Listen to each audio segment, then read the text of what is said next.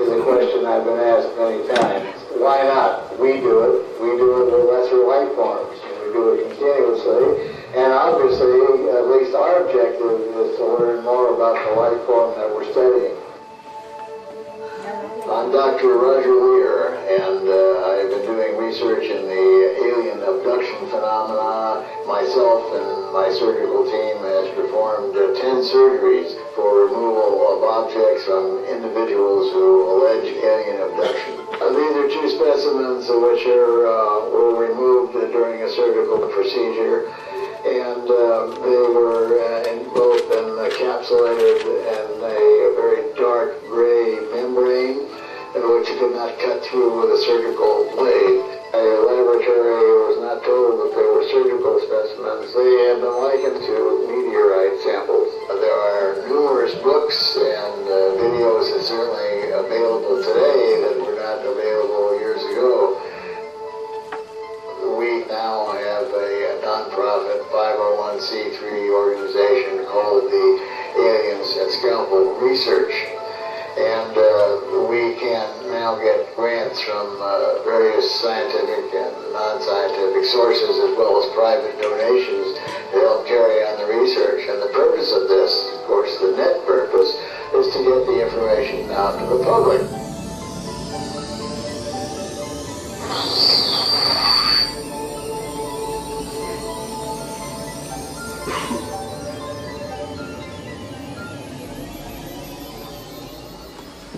How difficult it would be to begin research such as this, let alone continue research such as this.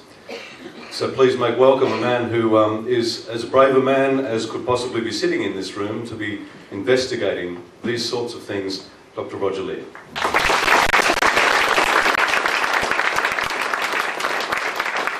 Thank you, Peter.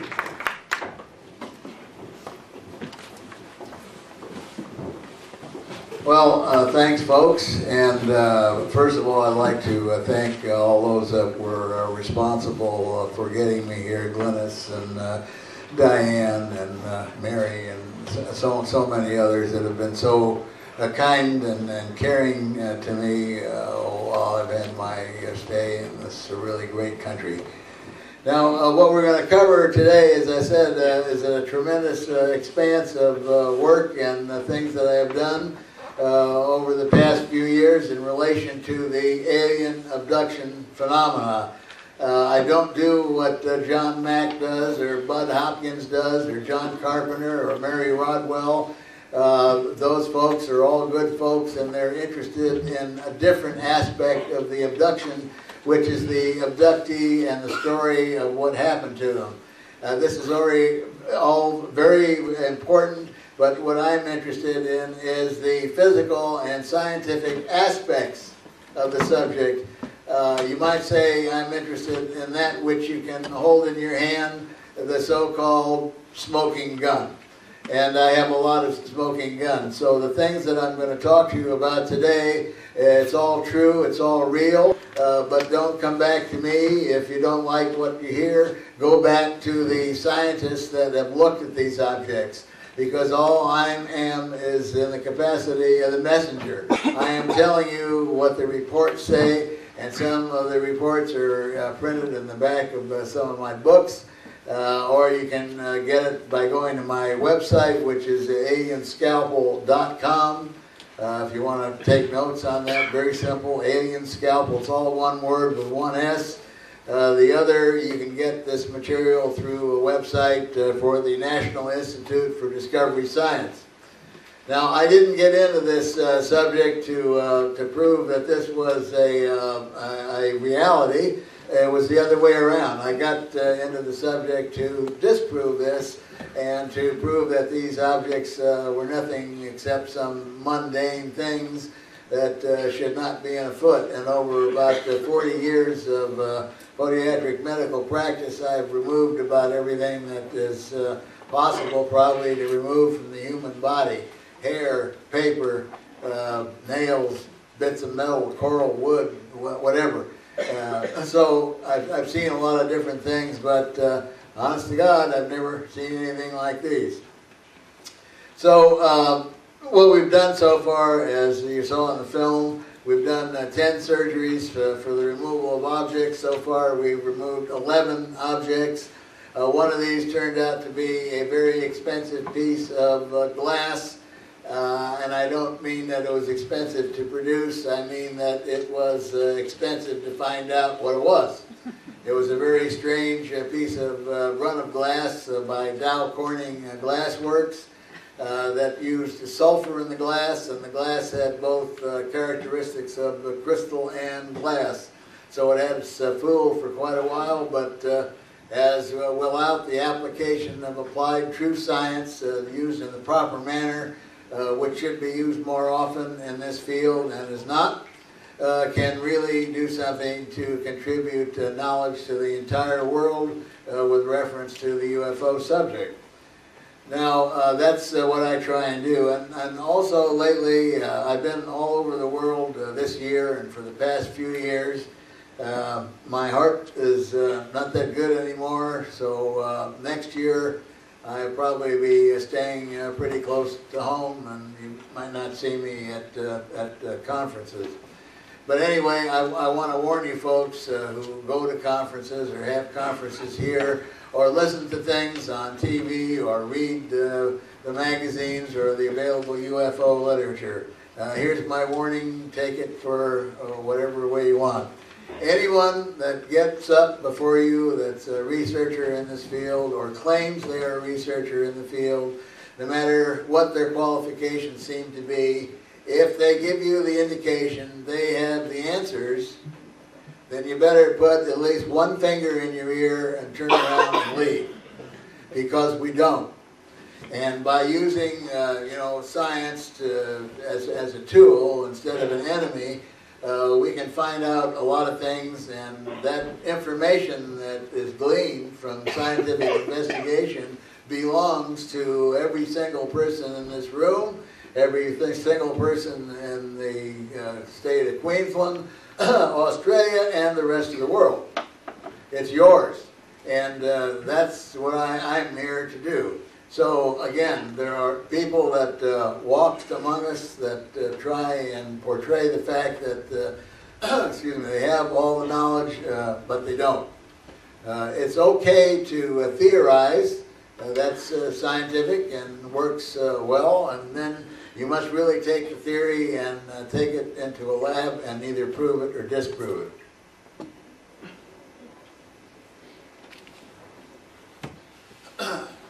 Now, if we could have the house lights down and see the first slide, I'm going to take you through a rather rapid slide presentation. And when I get just about to the end, I'm going to talk about another subject completely, which is why alien abductions occur. And again, I don't have the answer. This is my particular theory. I could be all wet. But I think that I found at least one key to why most alien abductions are going on. Implants, that's what I do. I went to a person and I said, gee, I need a slide to introduce my talk. So the first slide that he generated for me was a slide of Stonehenge. And I said, well, gee, that's really beautiful. I think it's really nice, but what does it have to do with implants? He got the idea, so I had this one made. Next, please. Well, if they're going to come here from somewhere else, I guess they got to drive something. So here's an artist concept of what they come in. It has absolutely, folks, no basis in reality, but it's a nice picture. Next. Okay, this is some of the instrumentation. You can see we've got an instrument which is holding an object. That object has been freshly removed from a nice, fresh surgical wound. Next. We'll go rather rapidly through these. This was the first object that I removed in August of 1995. It's a T, a letter T shaped object. Here it looks more like a Delta Wing aircraft. But it's two pieces of metal which are held so tightly together that you cannot move one upon the other, and it's wrapped in a very strange, dark, gray, shiny membrane. Now, if you remember anything of my talk whatsoever, when you leave today, I want you to leave with the fact that these metallic objects are covered with a very strange, dark gray, shiny membrane. A dark gray, shiny membrane that you can't cut through with a surgical blade. And believe me, surgical blades are very sharp. You can either sometimes cut a bone with one, either inadvertently, I hope not, or on purpose if you have to. So this is the first object that we removed covered with this membrane. Next. Okay, this is self-explanatory. Next. Okay, we do use both color and black and white photography. All the surgeries are videoed. We have live witnesses there that watch the surgery. We have some that watch it on television monitor. We have professional writers there that will write about it. All the specimens are sealed in a container for the first portion of a chain of evidence. We use the same methodology as the justice system does. The containers are sealed and never opened again unless they're opened under a video camera and are signed for. Next. Here's one of the little cantaloupe seed-shaped objects, and I'm going to show you a series of these. And when I say these are almost identical, I usually try and mean what I say, so we'll have a little test here down the line. Next. Here's another one, and you can compare that to the first one and say, well, gee, that is the first one. But ask yourself, truly, truly in your mind, is that the first one? Next. Here we're looking at x-rays. Now, one of the criteria that we have set up for surgical candidates is they must have a demonstrable object which appears on an x-ray, a CAT scan, or an MRI. Now, I've run about 300 emails behind, so if you email me and you don't get an answer right away, I apologize. Just hang on. We'll eventually get back to you. Now, a lot of people think they have implants, but they don't. They may have objects other than implants in them, or some are tumors or other natural growths that appear on the human body. Next. Here's an object right here, and you can see that it's above the bone. Most of these objects we find are down deep. They're within the close proximity to the bone, but not touching the bone. They're in an area where the tissue has not reacted with an inflammatory response. Very strange. How do you get a foreign object into the body and not have it react? We feel that one of the reasons for this is that these metallic objects are covered with a very dark, gray, shiny membrane. Good. And as I said, you can't cut through it with a surgical blade. But anyway, we think that this might be the reason why the body doesn't react with either a rejection or an inflammatory reaction. So if we could raise enough funds or get some outside interest without them stealing everything, and we could reproduce this membrane, you can see it would be kind of a contribution of kind to medical science. Because you could wrap a pin, a screw, a nail, a plate, a heart, a liver, a kidney, or whatever else, and the person would not have to spend the rest of their lives taking immunosuppressive agents such as cyclosporin or Imuran or some of those. I'm not saying that the drug companies would be totally happy, but there'd be a lot of happy people around. This is the same object, and when you look at an x-ray and you turn the part that you're x-raying in various angles, you can see that here it looks the closer proximity to the bone. Also, you can see some interesting shape to it. Now, this gentleman came from a small town in Colorado, Yuma, Colorado. He had one experience about 17 years before he contacted me with his wife.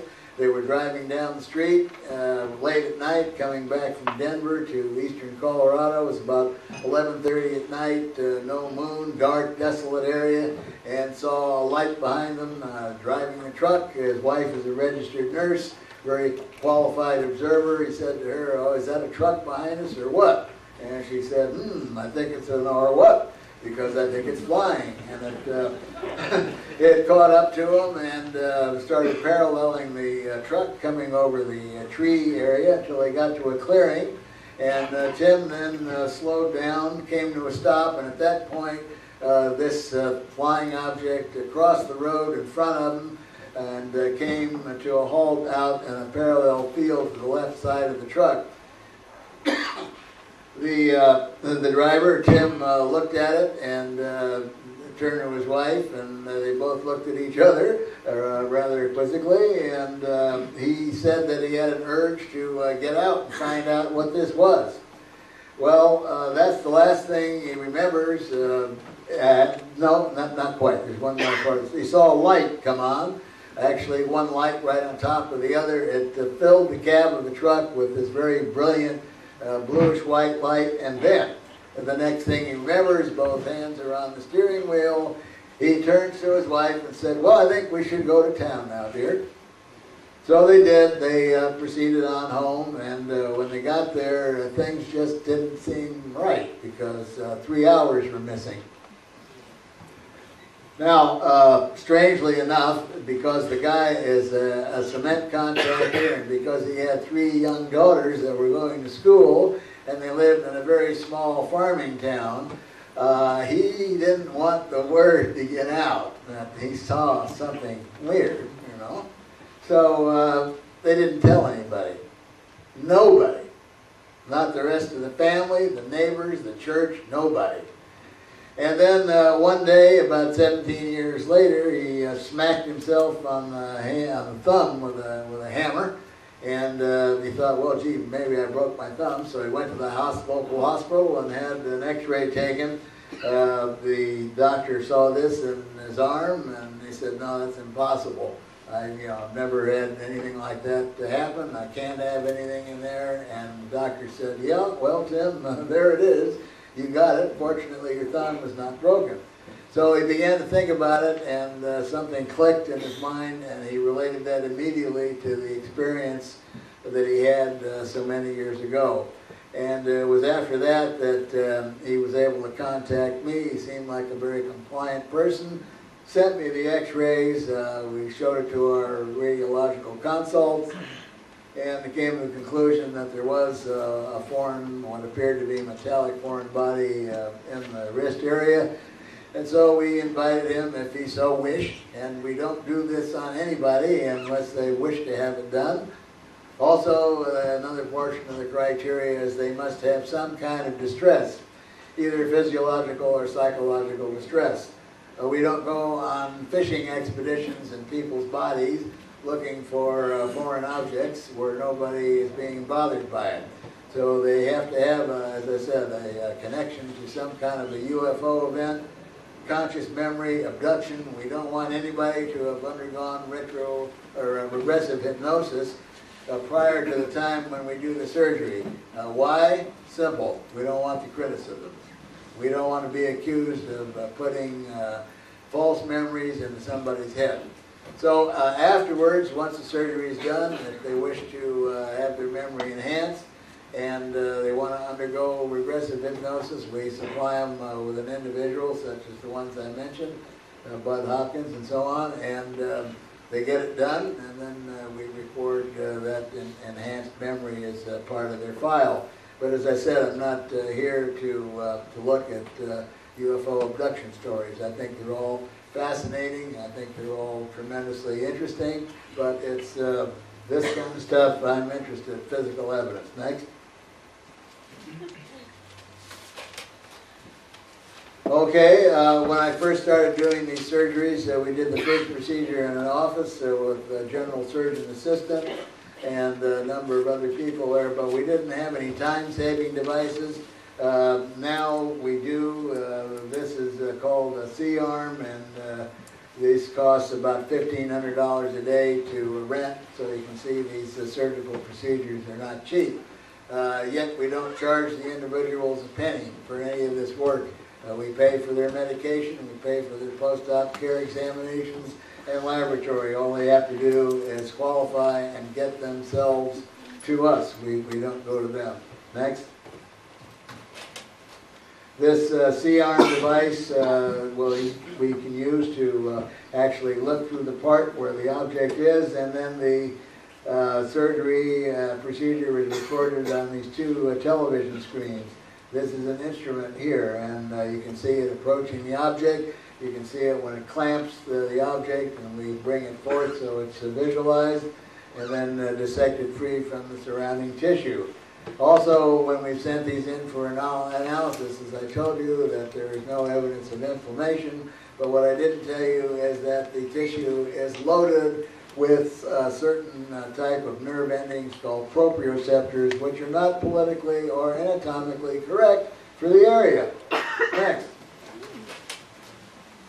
Also, you can see Tim is laying on the table there. We only use a local anesthetic. We don't use general. We have used hypnosis in a couple of cases because the patient was quite apprehensive, and so we didn't want him to feel any pain, so we did use a local anesthetic and a hypnoanesthesia.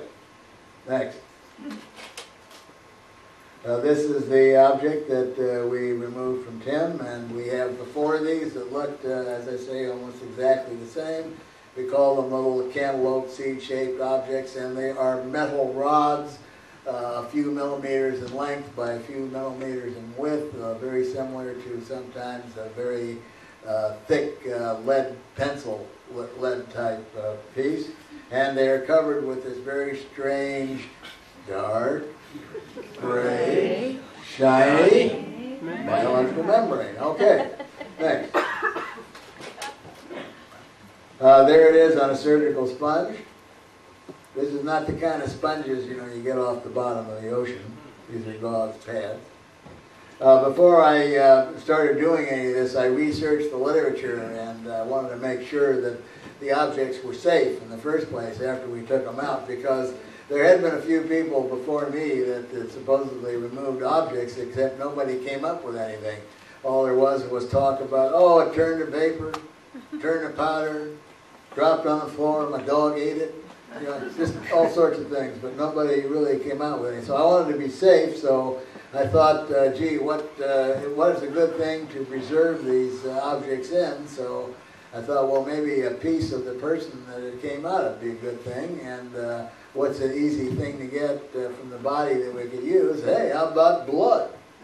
So we took blood and we spun it down, took off the liquid portion, which is the serum, and that with a preservative and an anticoagulant made a wonderful transport and preservative medium to put these objects in, and ever since then they've been as happy as clams. Next. Another view. Next. Next. Next. Is this the same one? Or maybe that was the same as the first ones I showed you. Next. Next.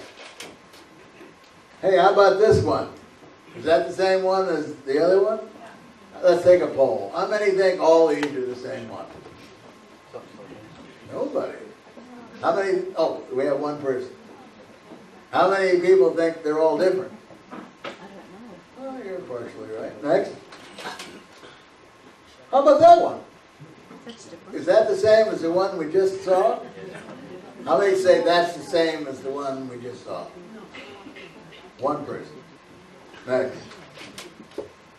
Okay, well, you're all wrong because some were the same and some were different, but they all, as I said, I don't use terms loosely.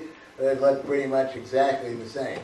They came out of 4 different individuals. Now, that means something. What does it mean, you say? I don't know. It means something. Draw your own conclusion. Anyway, what do these things look like when you look at them through the microscope? Here we're looking at the object through a small dissecting microscope, and you say, that's not the object. He probably went to the butcher shop and got some liver.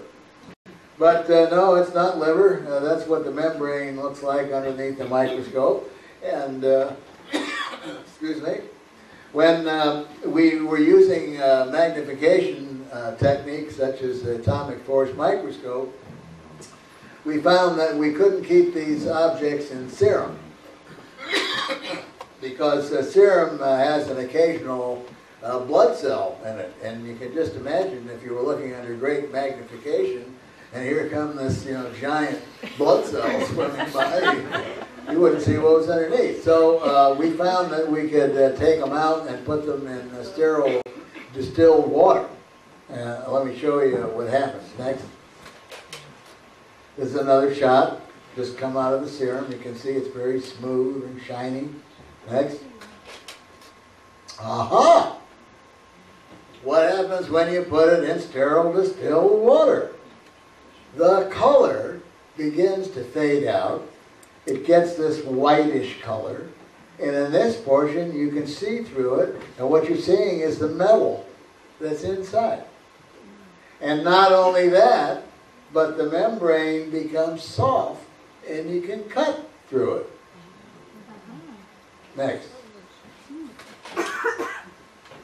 Here's a greater close-up view of the area where you're actually seeing the metal right through the membrane where it became transparent. Next.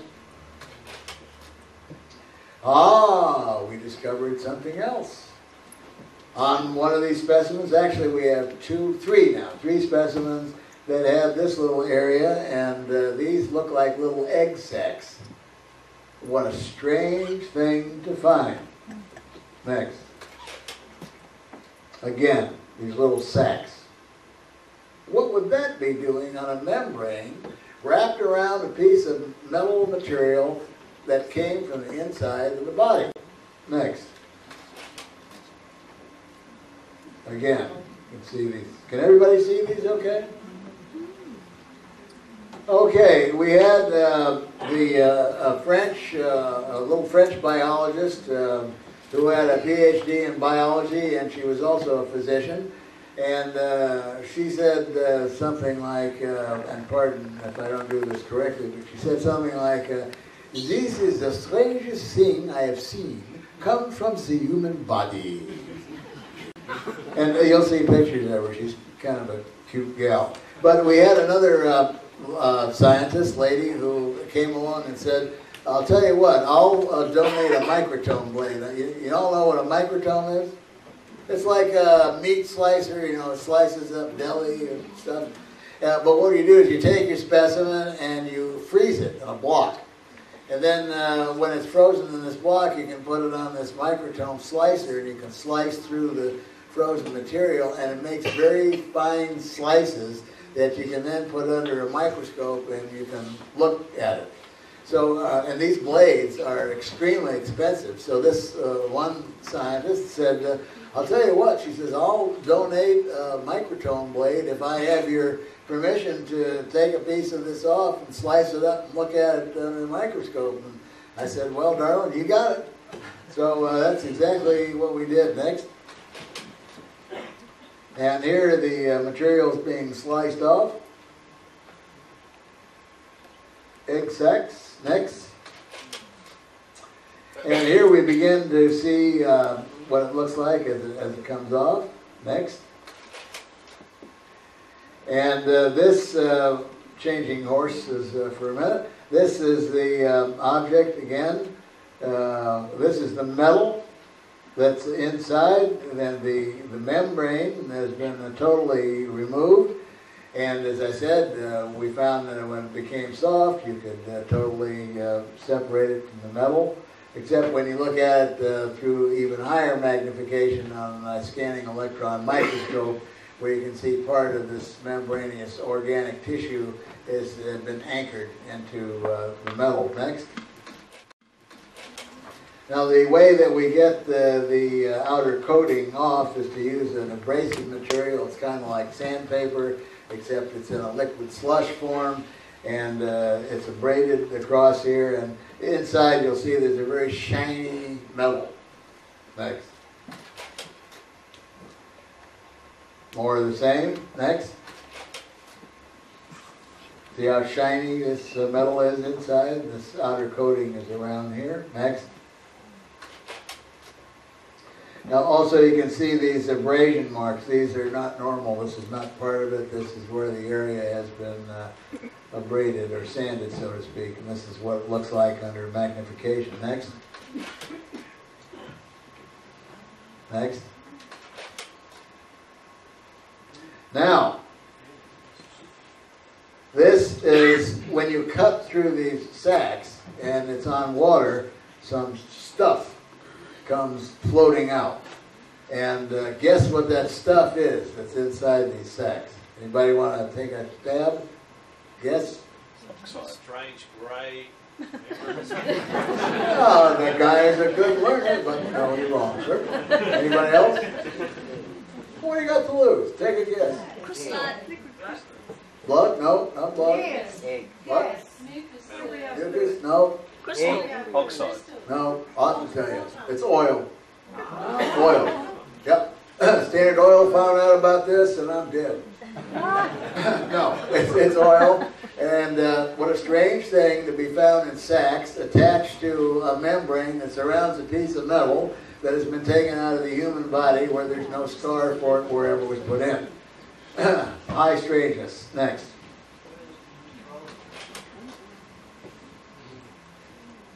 Next. Now the oil droplets were on the water with higher magnification. You can see that here. Now, what is this oil? You know, what kind of oil is this? Well, I had the privilege of having this analyzed at a black budget laboratory in Texas.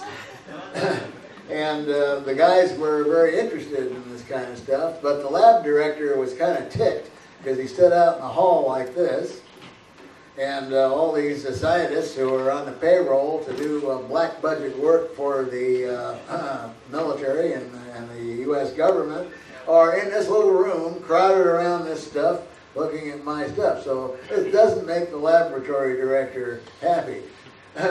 But we did subject this oil to a test called Raman spectrometry, and we found out all the acids or the amino acids that are in this oil, and fatty acids. But what do you know? It didn't fit anything in the database. And the database has about 153,000 oils in it. So here we are, right back to where we were before, and as I said, or I might have said before, many times you do these tests or you use science to answer questions, and what do you get? 20 more questions.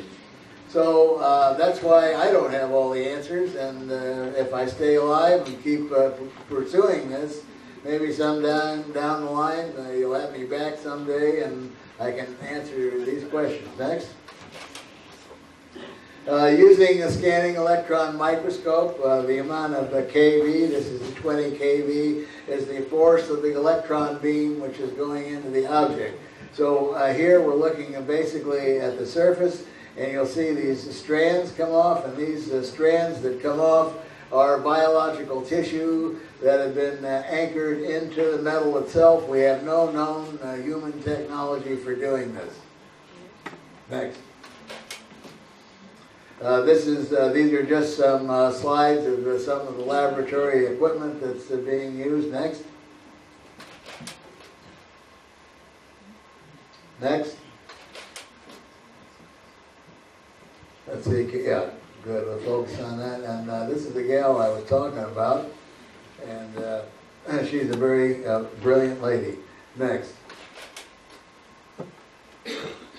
Next. Next. That won't focus because it's a picture of a picture. Next.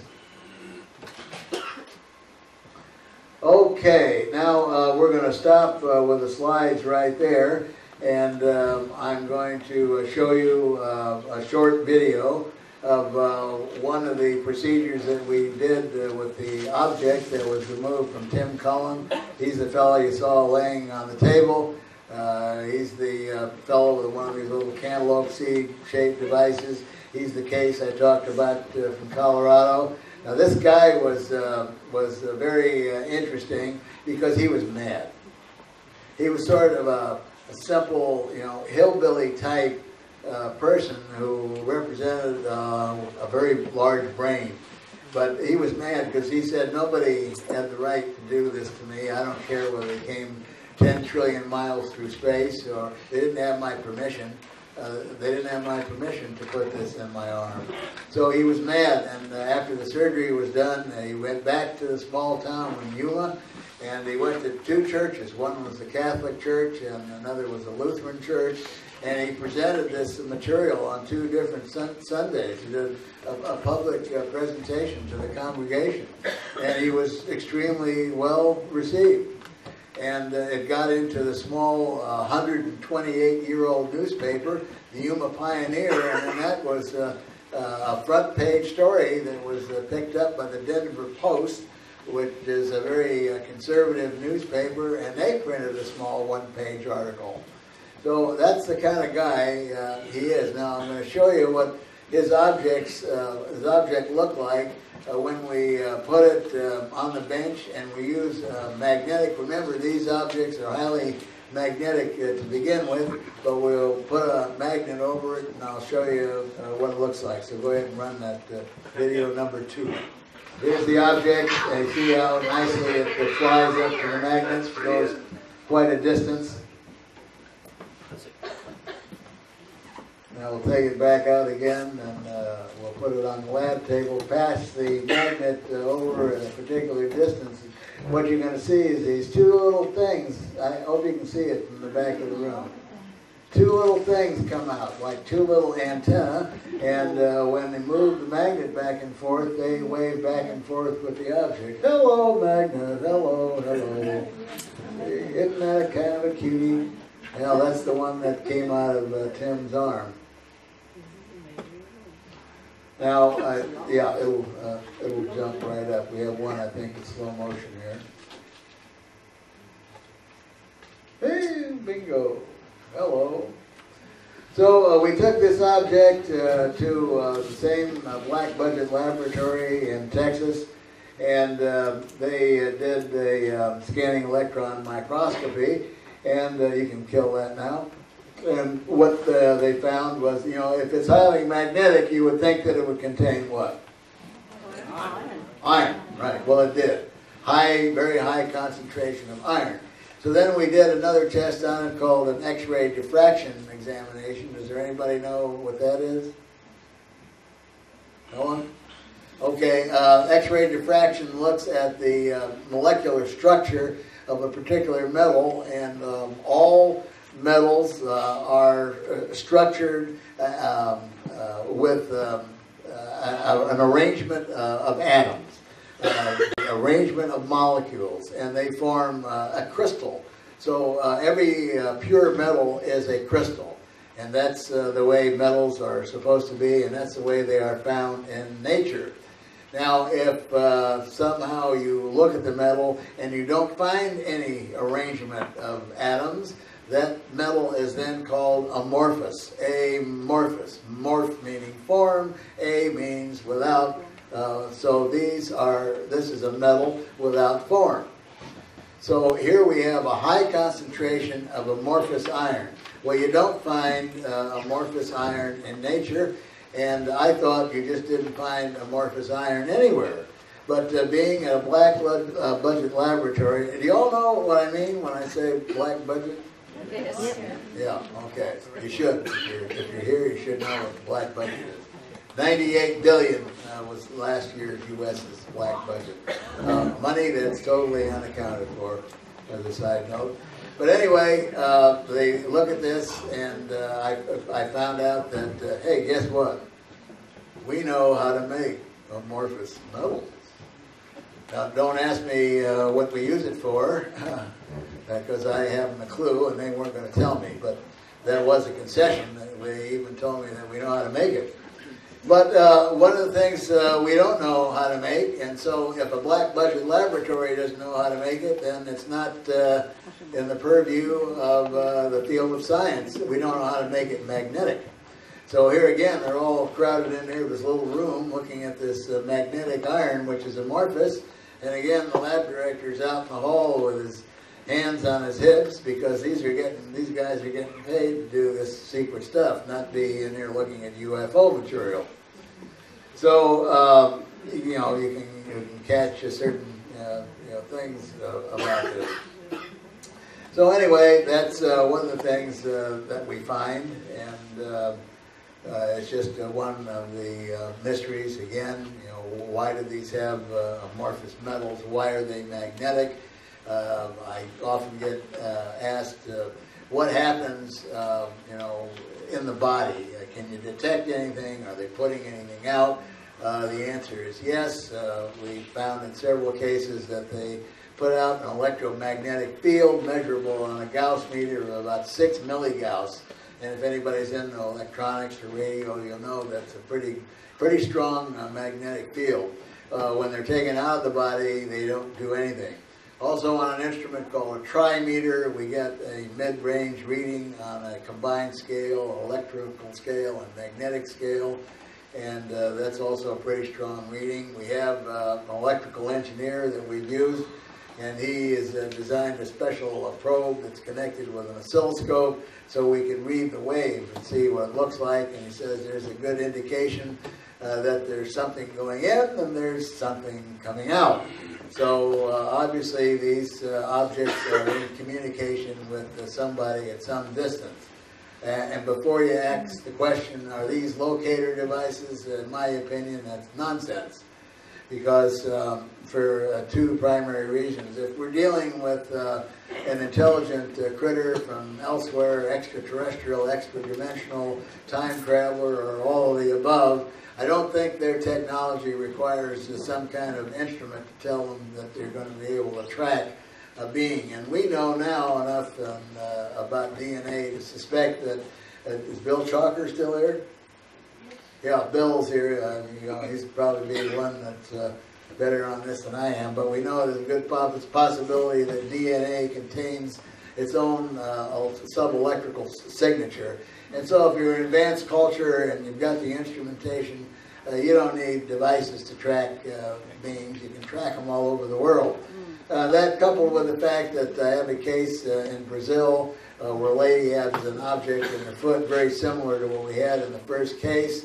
And no, she does not want them removed. They scared her to death because they took an insect and they made it stand still in midair in a small pencil-like beam of light, and they told her that they could find this insect anywhere on the planet that it went. So that convinced her that she shouldn't have these objects removed. So anyway, I want to leap on, and I'm going to tell you about the last case that we did, which is a case of what seemingly is a biological object. The lady is a professional airline stewardess, still flying. She had one episode which occurred many years ago, about 20 years ago, before she contacted me. She was sleeping with her intended. It was about 2 o'clock in the morning. She saw a strong light come through the window.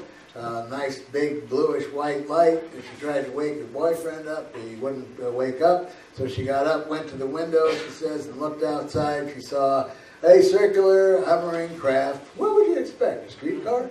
And we saw this circular hovering craft out there, and that's where the light was coming from. And I said, well, what happened after that? Remember, this is all conscious memory, no hypnosis. And she said, I don't know. I said, well, what do you mean you don't know? I guess I went back to bed. And I said, well, you think you went back to bed? Yeah, she said, I guess I must have went back to bed, because the next thing I knew it was morning. And I woke up and I was getting up, and my friend was gone. I never saw him again. So they didn't communicate after that. So anyway, she woke up and she had all the feelings of the flu. She said she had muscle aches, pains, her eyes were burning, watering. Her mouth tasted like cotton candy and snake oil mixed together. And she didn't feel very good, so she went into the bathroom and she sloshed some water on her face, and she was extremely thirsty, so she started gobbling the water down. She said, "Oh God, I'm going back to bed." So she went back to bed, got up later, went in, took a shower, and as she was taking her shower, she looked at her arm and saw a lump. She said, "Oh my God, I grew a lump. Overnight, I grew a lump. Isn't that neat?" And so she reached down with her finger to touch it, and the lump moved. And she fairly well freaked out, almost passed out in the shower. Not good. So again, she went back to bed, and she rationalized this around as something. It was a tumor, it was a cyst. She didn't know how it got there. There was no scar, no nothing. And worse than that, but she didn't tell her family. She didn't tell her friends. She didn't tell anybody again about this experience. And it went on all those years until she had a friend who took her to a talk that I was giving in eastern United States. She went in, she said, and she listened to me for about 15 minutes, got sick and left. She couldn't take it any longer. Didn't know why. And then it took her 3 years after that, she finally contacted me, and she basically lived about 20 minutes away. Got a hold of me by telephone. I talked to her on the phone. I heard her story, and I said, "Oops, I don't think I want this gal in my office. She's got a problem, and I don't think it's an implant." I was going to refer her to a psychiatrist for some psychiatric treatment. And she insisted that it was real and so on, and so she convinced me to take a look at her. So she made an appointment. She showed up, and I asked her a few questions, and as I usually do with these cases, gave her the benefit of the doubt, took her in the room and said, "Okay, let's see it." And so she rolled up her sleeve, and there was the lump. And immediately said, "Oh, she's got a nice subcutaneous cyst." So I took my finger to go ahead and palpate the cyst, and it moved. And I said, "Oh my, something is not right here." But I'm telling you the way a medical mind works. I said to myself, what happened here was that at some time or another, this woman must have gotten a subcutaneous infection. And sometimes when you get an infection, the bacteria will produce, pus and stuff. And so it will make a tract underneath the skin, underneath the subcutaneous tissue. That's called a sinus tract. And then sometimes some of it will come out and it will drain, and you're still left with this tract. So here's what it's doing. You touch it here, and it just moves through this little sinus tract until it gets to the end. So in order to prove that, all I have to do is put one finger here, where it started from, another finger on the object again, and naturally it's going to move right back to where it went, because it's moving in this tunnel, in this canal, in this tract.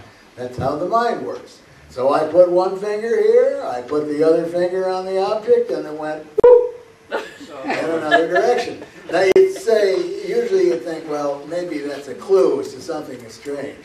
Not me. She must have two sinus tracts.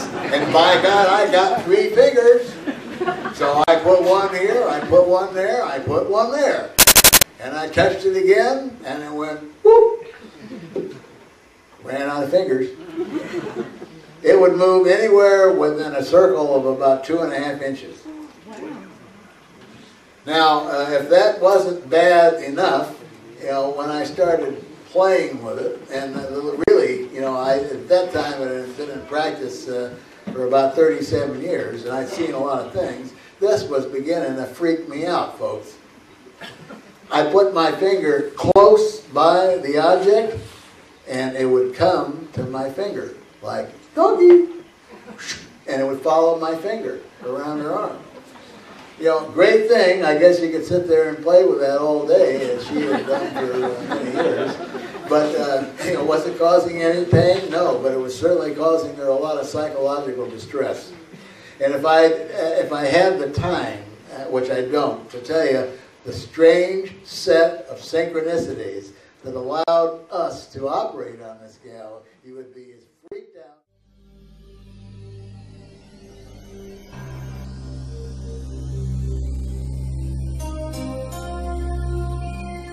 October the 29th, 2001. This is the patient. That must be my name. And there it is, folks. Now, if you can't see this, then you better go to your ocular specialist.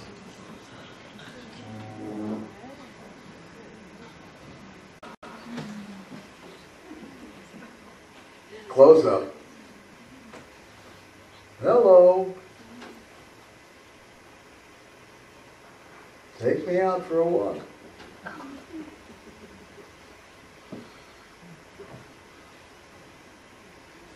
Come.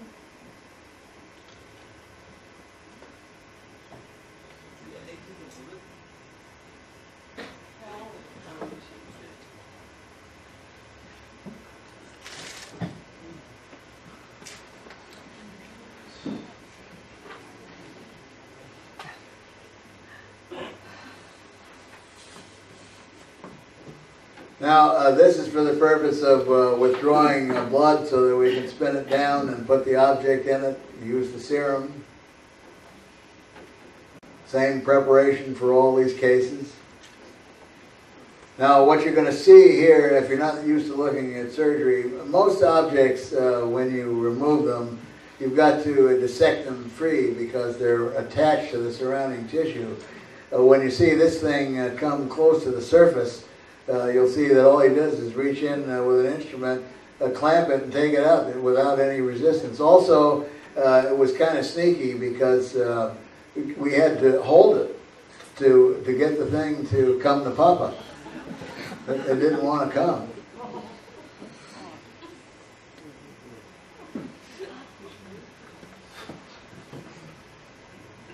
See, 2 fingers on either side. That's to prevent it from moving.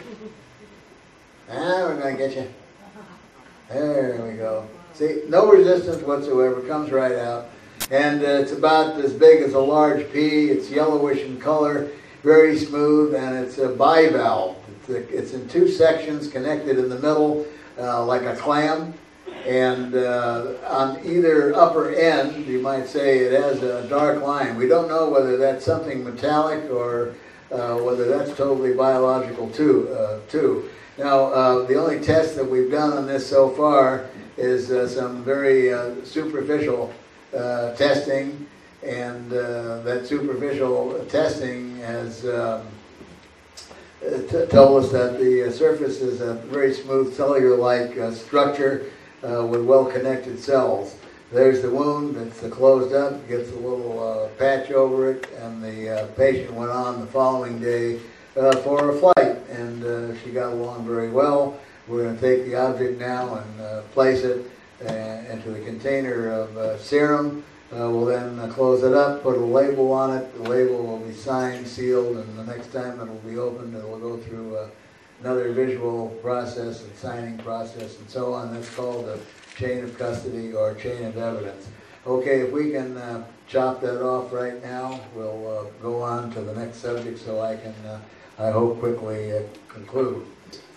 Now, what is it then, if this is all going on all over the world, what could possibly be happening? And as again, I said this is my theory, but I think others have listened to it, and I really haven't had many arguments. Now, this may not be the only reason for the abduction program, but I think it's one, and I think it's a valuable one. I believe that the human race worldwide is being, and has been for some years now, undergoing a genetic manipulation.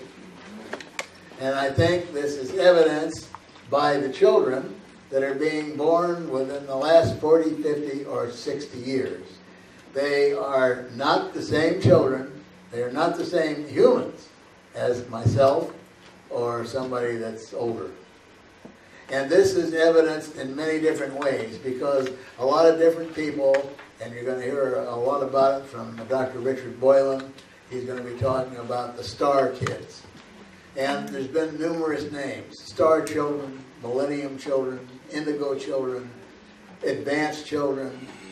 We don't know why, but I've had discussions on this subject virtually all over the world. I've never had an argument from a mother, a grandmother, a grandfather, They don't argue with me because it's true.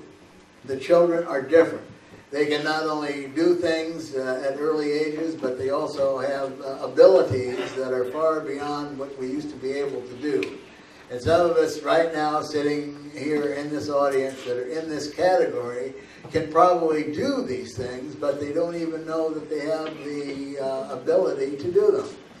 Now, I wanted to find out, well, you know, is there something that's measurable here? If this is really the case, can we measure this somehow?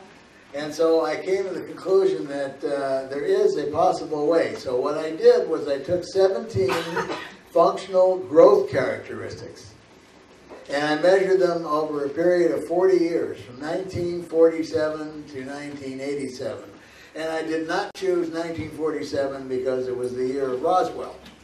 I used 1947 because it just happened to be that the books on these childhood development statistics were written in 1947 and were never changed from 47 to 61. Isn't that strange? All over the world, and the people that do this are statisticians. They're not doctors, they're statisticians. So we looked at things as the age of running, the age when a child sits up, when they can sit freely by themselves, the age of weight bearing, the age of running, the age of speech, and so on. And so I compared them over the 40-year period, 1947 to 1987. And why 1987? Because that's the next upgrade in the statistical literature, was 1987. Was this an easy task? No. Let me tell you why. Because we didn't measure the same things in 1947 that we measured in 1987. There are hundreds of different things that have been measured all those years. Did you know that today, as a result of some interesting research, we measured the age of patty cake, when kids can play patty cake. And guess who else plays patty cake as a training measure? Anybody know? Astronaut training. The astronauts are instructed to play patty cake. They're in a sealed chamber, and they reduce the oxygen pressure until the oxygen pressure is getting, and all they're doing is playing patty cake, and they're watching their responses as the oxygen tension goes down. Because this is a thing that you can measure not only eye coordination, but it's muscle coordination and movement coordination. A lot of different neurological factors come into play. But did they measure patty cake in 1947? Nope. So I had to find things that were measurable for both cases. So I did. I found 17 different characteristics that we were able to measure. And out of all these characteristics, all of the 17, we found one of those that also sticks out as a very interesting factor. And I'm going to show you these statistics in slide format, and we'll run through some of them very quickly because they're boring, but we'll go almost directly to the graphs, and we'll look at the graphs.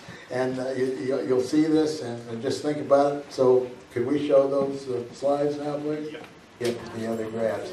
Here's the graph, sits with propping. I mean, look at the difference. The acceleration rate here is from 60 to 80%. Sits with propping. Look at there. Look at the difference. Look at this.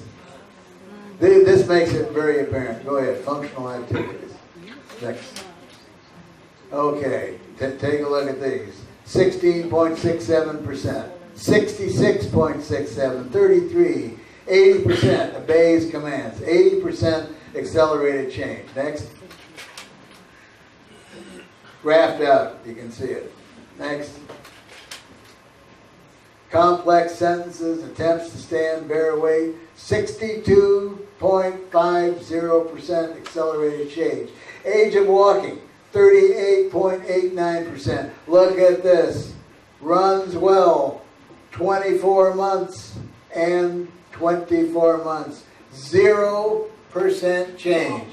Now, if that isn't an indication that this is a specific genetic manipulation, then I don't know what is. Next.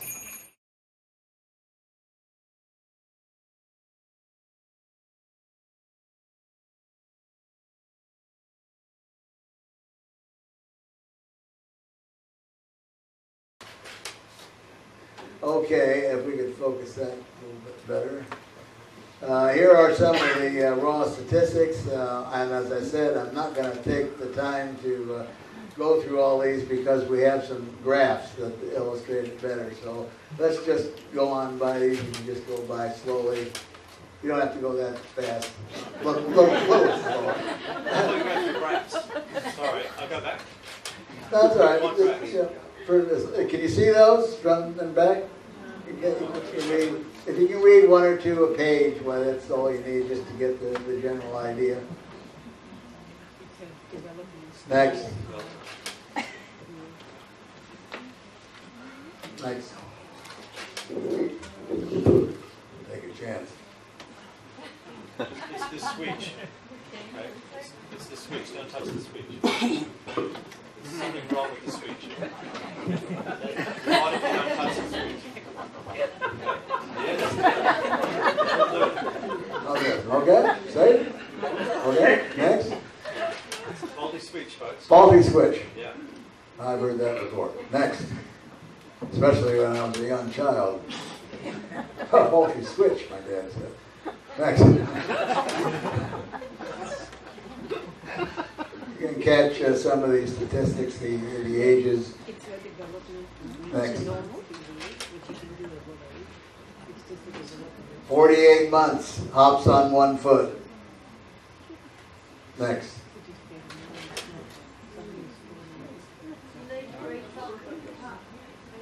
Next.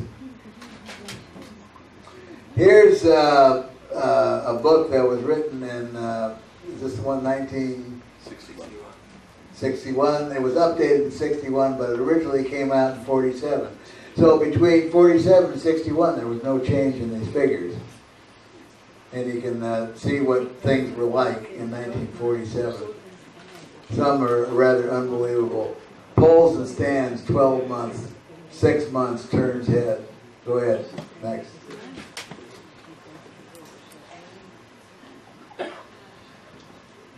"48 months is able to count 4 pennies. Swallows from glass, 18 months. Are we talking about today's kids? Do you see any change here? Just wait. Next. Knows right from left. 72 months. Why, if your kid didn't know that today, in a lot less time, you'd say, oh, I think there's something wrong. 60 months, 5 years, to name colors. Here's some more additional statistics. 6 months attempts to crawl. 6 months. My babies crawl today, I think, the minute you let them go. Next. Now, take a look at this one. I want you to remember this. This was 1947. At 24 months is when a child runs. Okay, we'll be right on time. Okay, next. Here's a question you can ask. How soon after birth do you think your child was able to see normally? In the 1940s and 30s and 40s, the ophthalmologist told you, well, don't get up too close. Because you're going to confuse them. They can't see, they can't focus, they can only see color, they can only see gray, they can't see color. And now I don't think there's any question. Next. Now, here's a couple of examples. I've had people write letters. Do I have time to read one letter? Okay, I'll take my glasses off. Dear Dr. Leir, I'm writing this letter to you concerning my daughter Angela Marie Christine, who is the youngest of my 3 children. She was born on November the 27th, 1974 in Ventura, California. In many ways, she has always been an exceptional child. When she was 2.5 years old, I told her it was time to start potty training for her. Her reply to me was, I'll do it myself. And she did. However, the ways I believe her to be exceptional have nothing to do with potty training. From a very early age, as soon as she could hold a crayon, about 2 years old, she has exhibited an incredible artistic ability. I've enclosed some of the pictures of her paintings that were done at age 13 and 14, along with her artistic ability she has exhibited, also at an early age. The ability to be very sensitive and empathetic to people's feelings. When she was in grade school, she would often tell me that she was afraid of hurting someone's feelings if they weren't included in whatever activity she was planning. She has always been able to relate to people on a deeper level than people can, including myself, and I consider her a very good judge of character. I've often thought that I named her appropriately, Angela. She is a little angel. Also, at around 3 years of old, she began having terrifying night dreams and would wake up screaming. I've not been able to get much out of her about those dreams. She will rarely discuss them with me. To this day, she sleeps with the light on every night. She absolutely hates the full moon, can't sleep on such nights. When I made drapes for her room, I doubly lined them, and I'm afraid it did not help. Thank you very much for a chance to tell you about my daughter. Okay, next slide. Next slide. This is Angela. Next. Now, these are examples of some of the paintings she did when she was 12 years old. 12 years old. This is not the exception, folks. This is the rule. Next. I mean, I can't even draw a straight line. About the only thing I can draw is flies. Next.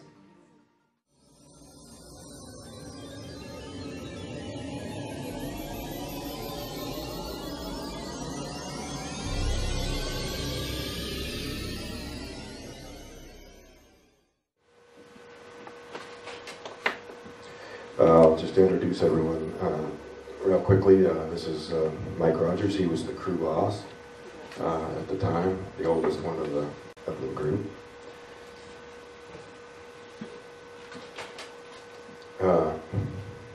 Ken Peterson, next oldest. He was the one that was played by Peter Berg in the movie. Sort of a straight-laced, real religious sort of fellow. Dwayne Smith, didn't know him too well. There's some confusion with the name Dwayne, because I had a brother named Dwayne. Well, this was a guy I met 3 days before the incident, so he was just on the crew working. As is the situation with most of us there, that we were just met each other in connection with the job. We weren't a bunch of friends, actually. This is John Gillette. And Alan Dallas is sort of the black sheep of the group, sort of been in and out of trouble all his life. And this is Steve Pierce. He was played by Henry Thomas in the movie, who, I don't know if you recognize him when you saw the movie. He was actually the little boy in the movie E.T. and grown up and playing the part of this guy, who was also the youngest of the crew members. And this was me back at the time that this happened. We were all riding in this crew cab truck. We just finished a day's work in the woods, you know. A lot of people have raised the suspicion that we were all getting drunk and, you know, just imagine the whole thing. But this work with chainsaws is very dangerous, and, you know, you got to have your wits about you just to make it through the day without getting cut, because even in spite of that, everybody gets cut. So we finished the work, and this is not a situation where we've been on the road for hours. You know, like, you know, we're quite a distance from town, and, you know, get drowsy, you know, on a long drive. But, you know, we hadn't gone very far, and we've just recently been working, so our minds were very keen from the you know, vigorous activity of the work. So it was starting to get dark, and we were driving out of the area, and I noticed a little glimmer of light through the trees, and this wasn't anything that caught everyone's attention as a group immediately. It was just everybody was, you know, 4 in the back and 3 in the front, and everybody was kind of divided up into their own little conversations, and we were going along, and I saw this light and didn't think a whole lot of it at first, and then the longer I looked, the more it was out of ordinary. And this light was just something that was out of place. You know, it was deer hunting season at the time, so I thought maybe some hunters were camped on the crest of the ridge. we were driving north towards the main ridge in the area, the Mogyan Rim. And we're going up the back of this ridge, and it's a very rough dirt track, so we got to go really slow. And the road sort of was to the left side of the ridge back. So we're looking to the right of the road as we see this light.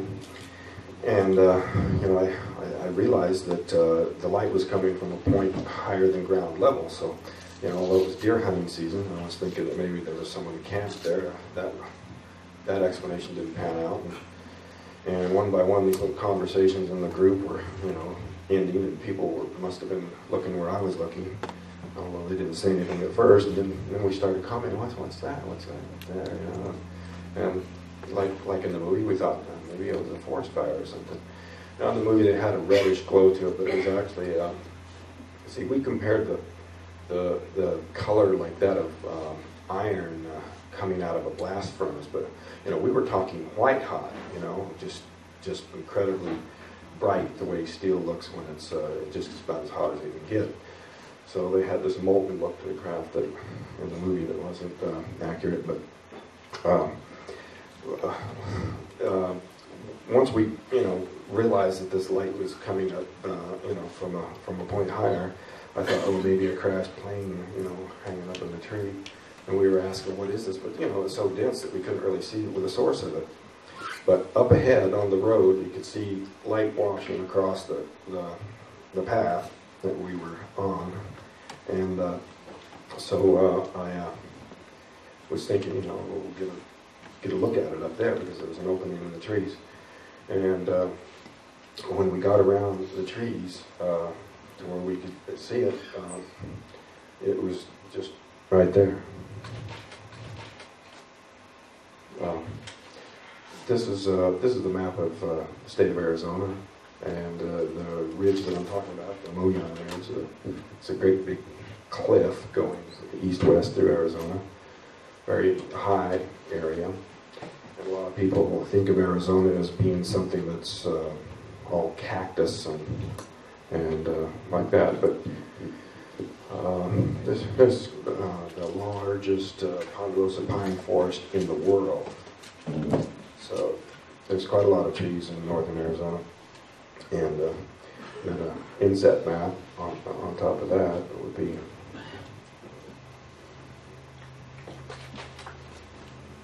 this, a little more detail.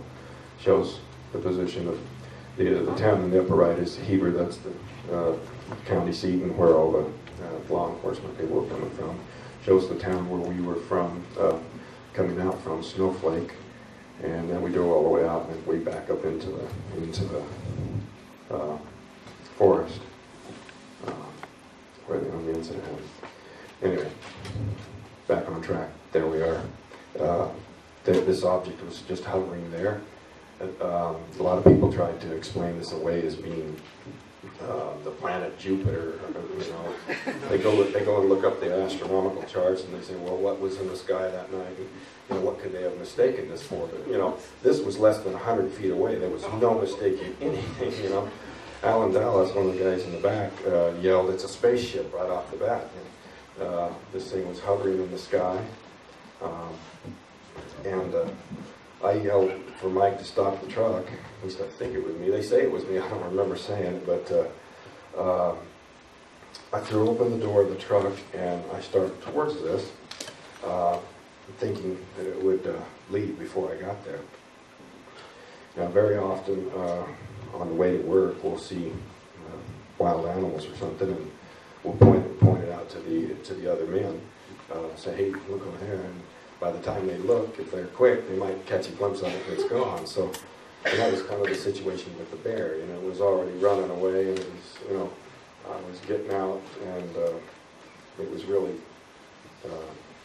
not me chasing it; it was already running. So, it's the same thing with this. I thought, well, I'll get out and I'll run towards this, really impress the rest of the guys. And so I get out and run towards them. This really alarmed the guys, and they're saying, "Hey, get back here! What are you doing?" You know, and as I got closer to it, I realized it wasn't going anywhere, and so I just kind of got myself in a jam there. Gonna look silly, turn around and run, but so I continued forward at a slower pace, and the closer I got, the more anxious they and I became. And as I got closer to it, I could see that it was giving off a kind of a strange glow that just sort of turned just kind of gave everything a strange look, because it was an odd color to all the brushing area, and it was making a very strange sound, a mechanical sound. It was a real high-pitched, high-frequency sort of a metal-on-metal sort of a sound, a real high-frequency sound, and then there was also a low rumble that just, you could feel it more than hear it. And it was, kind of like off the range of human hearing in both directions. But as I got closer to it, I came up to, there was a big pile of logging debris there, and I couldn't get any closer to directly under it than, say, up at an angle about like this, and because of this brush pile. So as I came up to that, suddenly the sound got louder and it started to move. It made a motion, sort of like a rocking motion. The same side was towards us, but it rose up at the same time. And the power in the increase in sound scared me. And I jumped for cover. There was a log sticking up there, and I hid down behind that. And the guys in the truck, the rest of the crew, were getting really frantic and screaming and swearing at me to get away from there. But, I didn't need to be told. I was, planning on how I was going to get out of this situation. And so I raised up and I turned to run back to the truck. And as I raised up, I felt this shock go through my body. It felt kind of like an electric shock, or like kind of like a physical blow that just, if you've ever been, tackled when you didn't see it coming playing football, something like that. It's just wham, and I blacked out. But the crew said that a blast of energy came out of the bottom of this craft and hit me. They said it just looked like a grenade, like it just a blast of energy so powerful it just was blinding. It just lit up the whole area, and they said it just threw me through the air, and they just freaked out because they thought it killed me. They said that when I hit the ground, my body just fell limp, and they figured they were next. So, there was a lot of criticism. The media would interview these guys, and they'd make remarks about how could you take off and leave him like that, and even my own family were pretty hostile to the crew because they weren't being more heroic. But in the situation that they were in, I don't know that I'd have done any different, because they had no weapons. There was nothing that they could do, and if they thought I was already killed, then maybe the smartest thing was for them to just clear out. But they said they took off. They panicked. They drove that truck in ways that had never been driven before, and that they didn't get wrecked. The truck just almost destroyed it, to trying to get away. And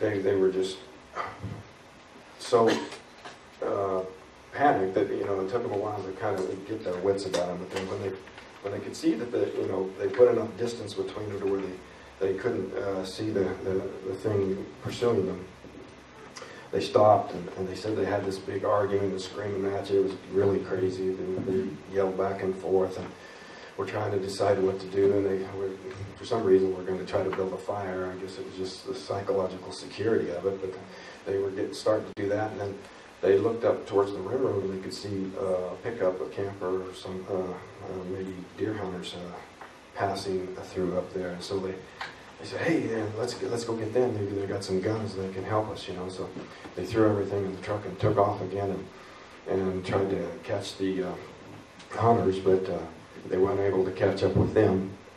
And so in the movie they have Mike saying, you know, like, we got to go back, and the guy saying no, and this all happened. But when it came down to it, and Mike says, you know, this truck's going back, whether you guys can stay here or not. Those guys weren't about to stay there in the dark like they did in the movie. So they all said, all right, we'll go, you know, and they got in the car with him and returned. And as they approached the area, they saw a light rise up and streak off. And so that kind of gave them a little more courage to go on in. And they found the spot where it had been, and it was gone. They said they made a search. They said it took them a lot of time to build up the courage to even get out of the truck, but you know, they got out and they had one flashlight between them, and said that they're all just huddled around it, like, you know, these big tough woods guys are all just huddled around this one flashlight, going around trying to see what they can find and calling, and weren't able to find anything. They said they saw tracks go from where the truck was parked up to the center of the clearing, and that was it. So when they were unable to, you know, find me there, they decided that they better go get some help. Went back to town.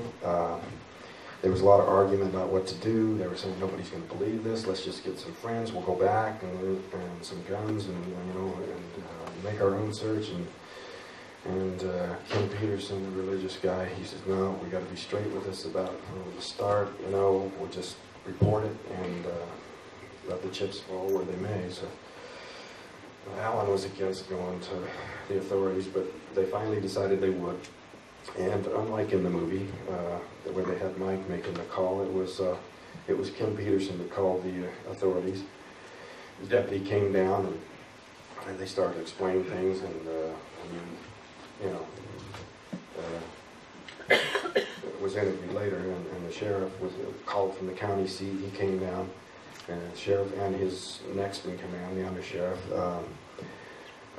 they said that they were looking for signs of intoxication. You know, the sheriff says, you know, I was looking and I didn't see any such thing. But one thing that really struck them is that they knew something had really happened here. These guys were totally shook, and you know, one of the guys was still crying, but because of their incredible emotional state, they still weren't going to believe this. They thought, well, they killed this guy, and they're making up this story to cover up for what they've done.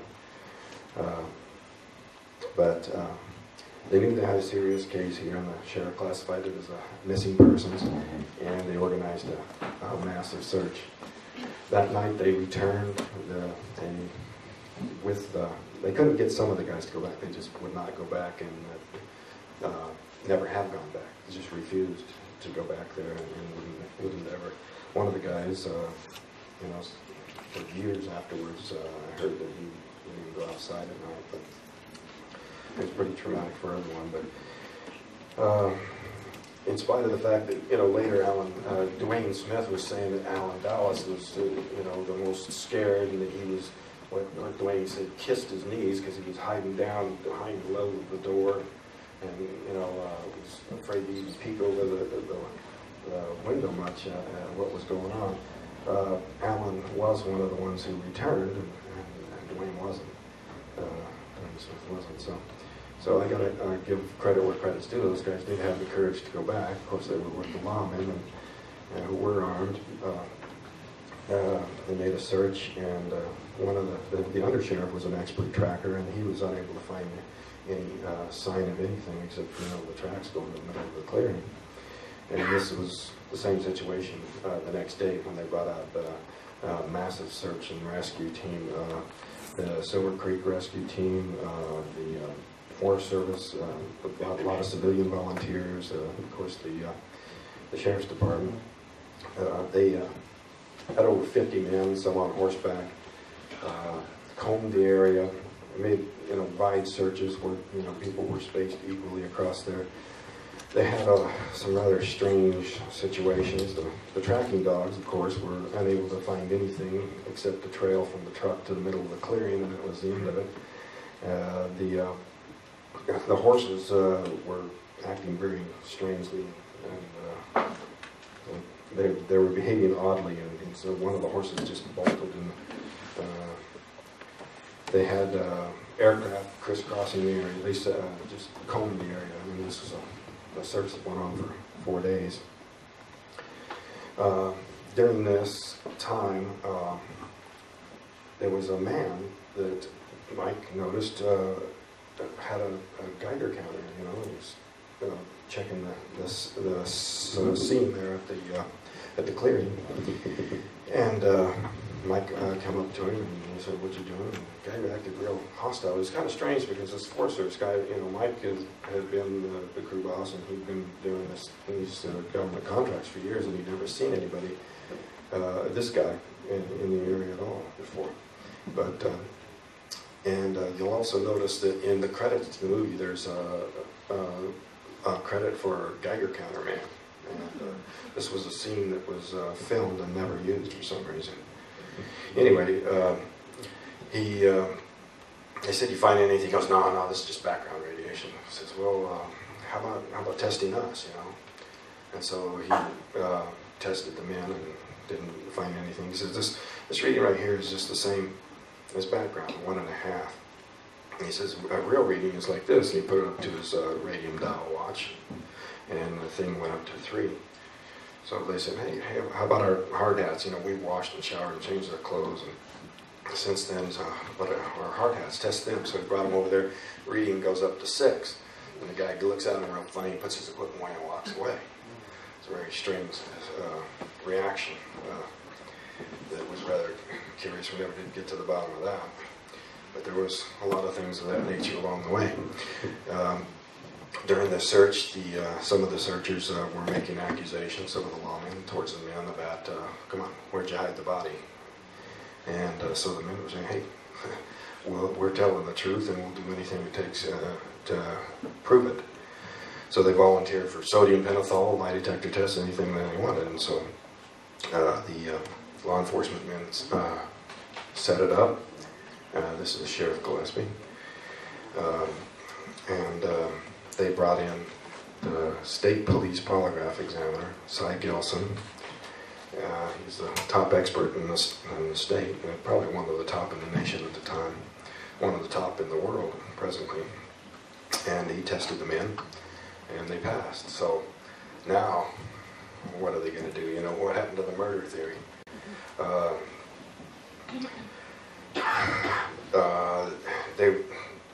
People were desperate to explain this way any way they could, and so alternate theories were then offered. But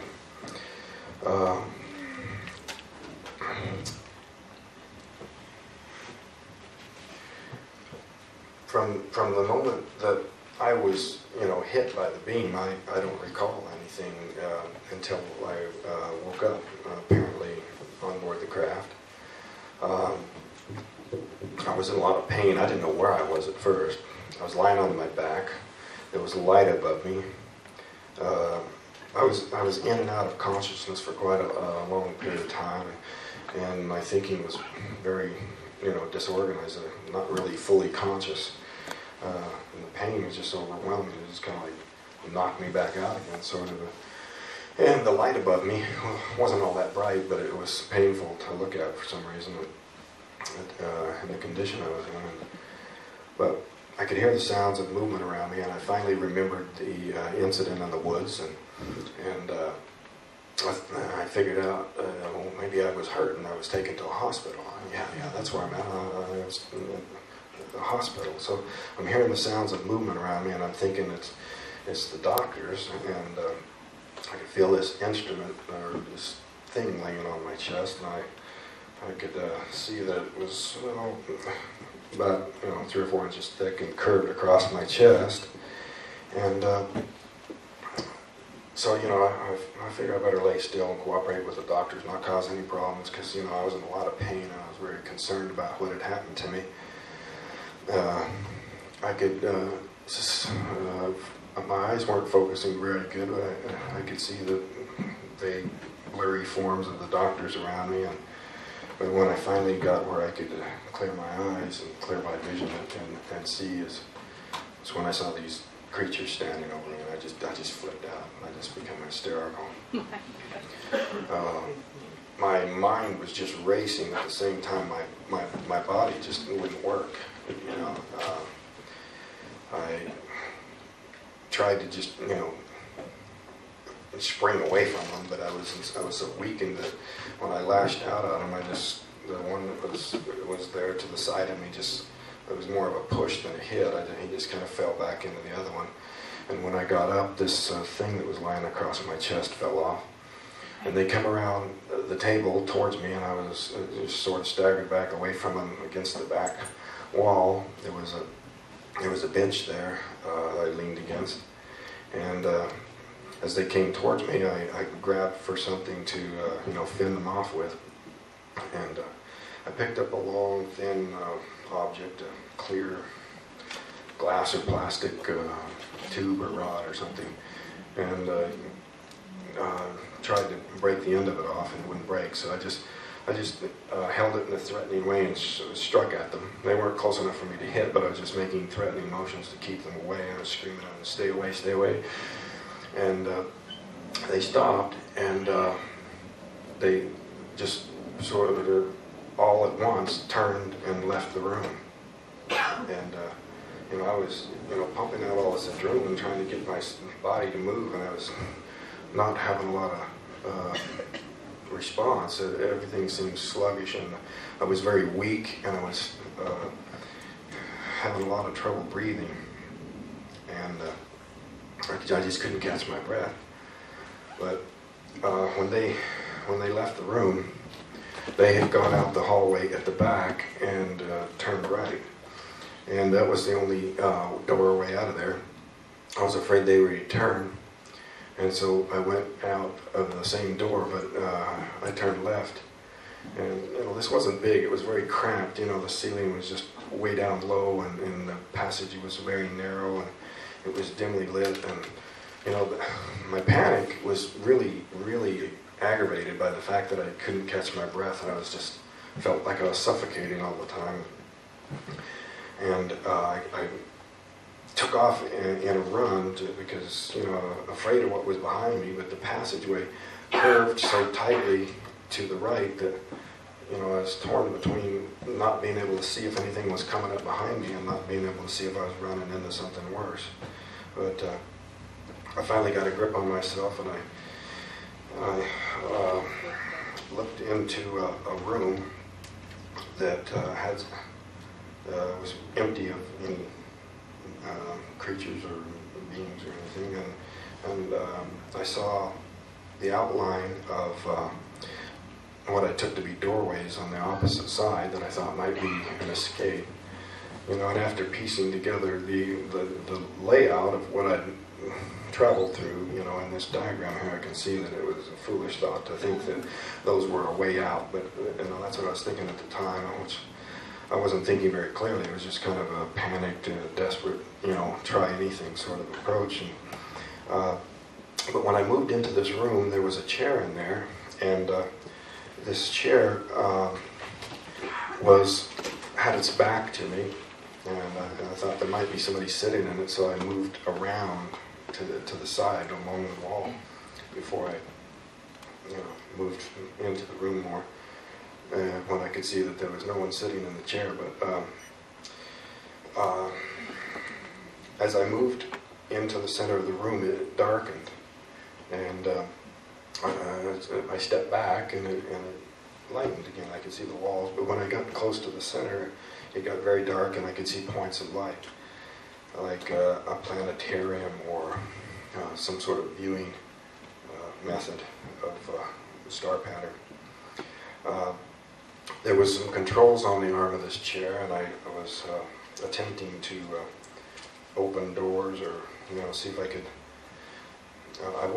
At one point I went over to these doorways, these outlines on the wall, and there was no light visible through the crack and no air coming through, but I didn't find any buttons or any way to open the door. So I was thinking the buttons on this chair might open the door, which they didn't. Most of the buttons didn't seem to do anything. Some of them would make those lines on the screen change. They weren't like characters, numbers, or letters. They were just long straight lines with little segments on them at different angles. And sometimes they would move and change angles, but a lot of times they just didn't do anything. When I moved the lever, the star pattern moved. Not the points of light in relation to each other, but the entire pattern moved. And that was very disorienting because it was, kind of like my whole frame of reference, was shifting. It was sort of a dizzying sort of feeling. I thought I might be really making things worse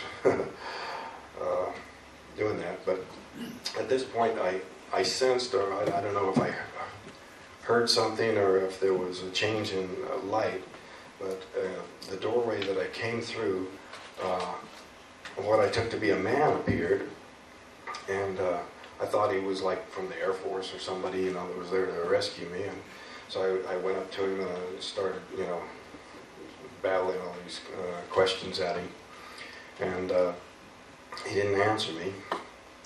And I thought, well, maybe it's because he was wearing this helmet and he either couldn't hear me or couldn't speak with it on. So when he wanted me to go with him, I went. He took me out of this craft into this large enclosure. It was a large room shaped like a quarter of a cylinder, turned on its side. And as soon as I got out of there, it seemed like the air was a lot fresher and easier to breathe, although the pain was still pretty much there. The light was much brighter. It sort of hurt my eyes a little bit at first, but it was kind of like sunlight coming through from these panels. I don't know if they were artificial lights or just translucent panels on the wall that you see in this picture. It just curved over into the ceiling. It was a quarter of a cylinder. I tried to look around. There were some other disc-shaped objects, machines in this, but he seemed to be in a really big hurry and moved me out of this room, down the hallway to another room. And there were some other people in there, and he left me with them. And I thought, well, because they're not wearing helmets, I'm going to try these questions again. And so I started in with all the same questions again. Where am I? What's going on here? I want out of here. I want to go home. But they didn't answer either. They started leading me over to this table, and then I was having a lot of serious misgivings about whether was I rescued or was this out of the frying pan into the fire. And so I started to resist them. I was still very weak, and there was 3 of them, and they were much stronger than I am. And they managed to get me on the table. They pushed me down, and one of them, a woman, had a mask in her hand that she put over my face. I managed, with a great deal of effort, to get one hand free and get it under the edge of the mask, and I started to pull it away when I lost consciousness. I blacked out instantly, and I didn't remember anything more until I woke up.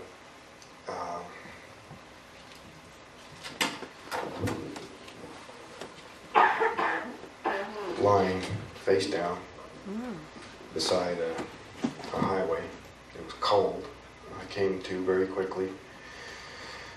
There was a light from above, and it caught my attention, and as I turned to look to see where the light was coming from, it went off. So I don't know whether it was a light on the bottom of this craft or a hatch closing, but I just saw in the dark the shiny chrome, polished like curving hull there for just a few seconds, and then it just shot straight up into the sky.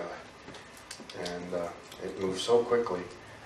It stirred the air, it moved the tree and the leaves and the grass beside the road, but I didn't, you'd think it would just make a shrieking sound, like a bullet moving through the air or something. It moved so quickly it was out of sight. but maybe that was just partly because it wasn't lit. Anyway, I recognized this stretch of road. I saw the lights of the town down below, and I don't know where I got the strength, because when I got to my feet, I was so wobbly. But with the last of my strength, I ran down into the town, and I went across the first bridge, and there was a building with lights on there and smoke coming out of the chimney, and I went and beat on the door, and nobody came. So I ran down on across the second bridge, and I came to a service station there, and there was a row of telephone booths there. I went into the first one, and it was out of order. So I was at the end of my rope there, but I went into the next phone booth and managed to call my family. And at that time, in that part of the country, you didn't even have to have a coin to talk to the operator.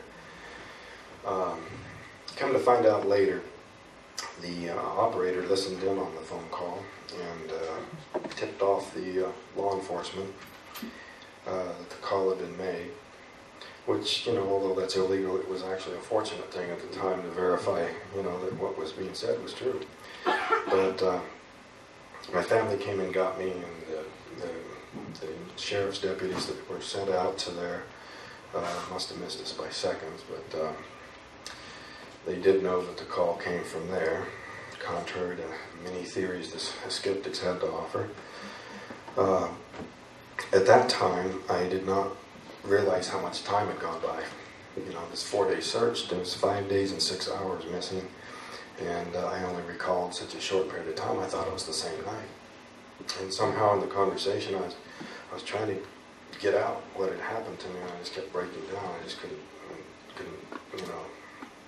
say it without, I was in pretty bad shape, but my brother, when he picked up on this time thing, he said, "Feel your face," and I felt, and I had, a week's growth, and I looked at my watch, the date had changed, and I knew how much time had gone on. It was quite a shock, and I just sort of went catatonic at that point, but he got me back to town, and I found out all the stuff that had been going on in my absence, that there had been news media from all over the world coming through town. It was just a mob scene. It was just crazy. And the family had received a lot of phone calls. There was a nurse saying that she had been working in a hospital, and something like this had happened. This couple came in and had this incident happen, and when she came back on shift, the couple was gone, their records were gone, and everybody on the staff was saying, "What are you talking about?"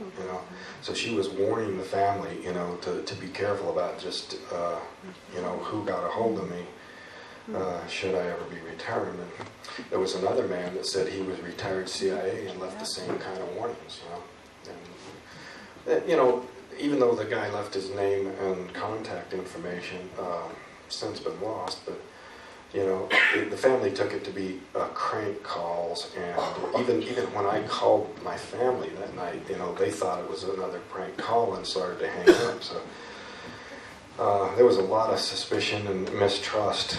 My brother took me to Phoenix at that time because of concerns of my medical condition, but he wasn't going to trust the local situation. So finally, to make a long story short, in the movie there's a really flaky UFO investigative organization that we were better off not ever having had any contact with. But finally wound up with the Aerial Phenomena Research Organization here, who sponsored a lot of tests, medical tests. There was the theory being offered, okay, all right, these guys believe that this happened, but they were all drunk or on drugs out there, and they just hallucinated this thing. So I had blood and urine samples run through the county medical examiner's drug screen, which showed no trace of any drugs in my body. How about we start with how you first got involved with Billy? Okay. A little more than 26 years ago, I was in a bookstore in California, in Los Angeles area, and I saw the first tabletop, coffee table size photo book of the Meyer photos and some of the texts. It was stunning and just had a resonance of authenticity about it, so I bought it and read it, looked at it for some time, and there wasn't much more I could do except ooh and awe. And some years later, I just happened to meet someone in a little cafe in Sedona, Arizona, that had the transcripts of Meyer's conversations with these alleged extraterrestrials over a period of about 3 years or so, from 75 to 78 plus. And there were almost 2,000 pages. He gave them to me upon my return to Los Angeles, and I started to study all the information in there. And that basically triggered this whole process of investigating, researching, and ultimately being able to represent the case. Mm. And have you had the privilege of meeting Billy personally? Yes, for the past 5 years I've gone over to Switzerland and spent some time with him and with other people involved in the case. Yeah. Have you, while you were with Billy, did you at any time experience anything of that around him? Like the UFOs that he photographs? No, I didn't experience them. Just about every time I've been there, someone who had been at the visit either a little earlier or a little later over the period of time had... there were plenty of sightings during this period of time by people. I would generally go home and go to sleep at the bed and breakfast and then find out in the morning that 2 or 3 people were watching the craft come about, you know, that type of thing. It's actually, for them over there, it's pretty much old news. It's still, the contacts are still, according to Meyer and all the people, still going on, but the craft part of it is, you know, they've been used to it for 30 years. Yeah. He has come out with a lot of predictions over the years about, you know, certain issues of planetary changes, wars, catastrophes, and he wrote them down, and a lot of them, those predictions have actually come to truth, haven't they? So far, everything that they gave him as specific information, meaning where they would tell him a given event was going to occur somewhere specifically, it had. Yeah. And the details corresponded to what Meyer was told.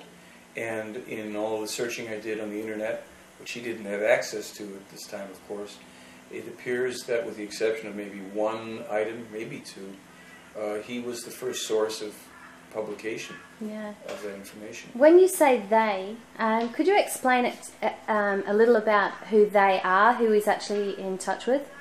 The Plejaren, Plejaren, are said to be extraterrestrial humans who are ancestrally connected to us, and their forefathers, you know, they claim were the gods of our antiquity in many, many cases. There were other extraterrestrials said to also have played these types of roles in our past, and so through their distant ancestors, they were connected vis-a-vis these gods, as well as through some of the either genetic manipulations and or matings that may have taken place also through some of these people with indigenous, slowly evolving Earth people.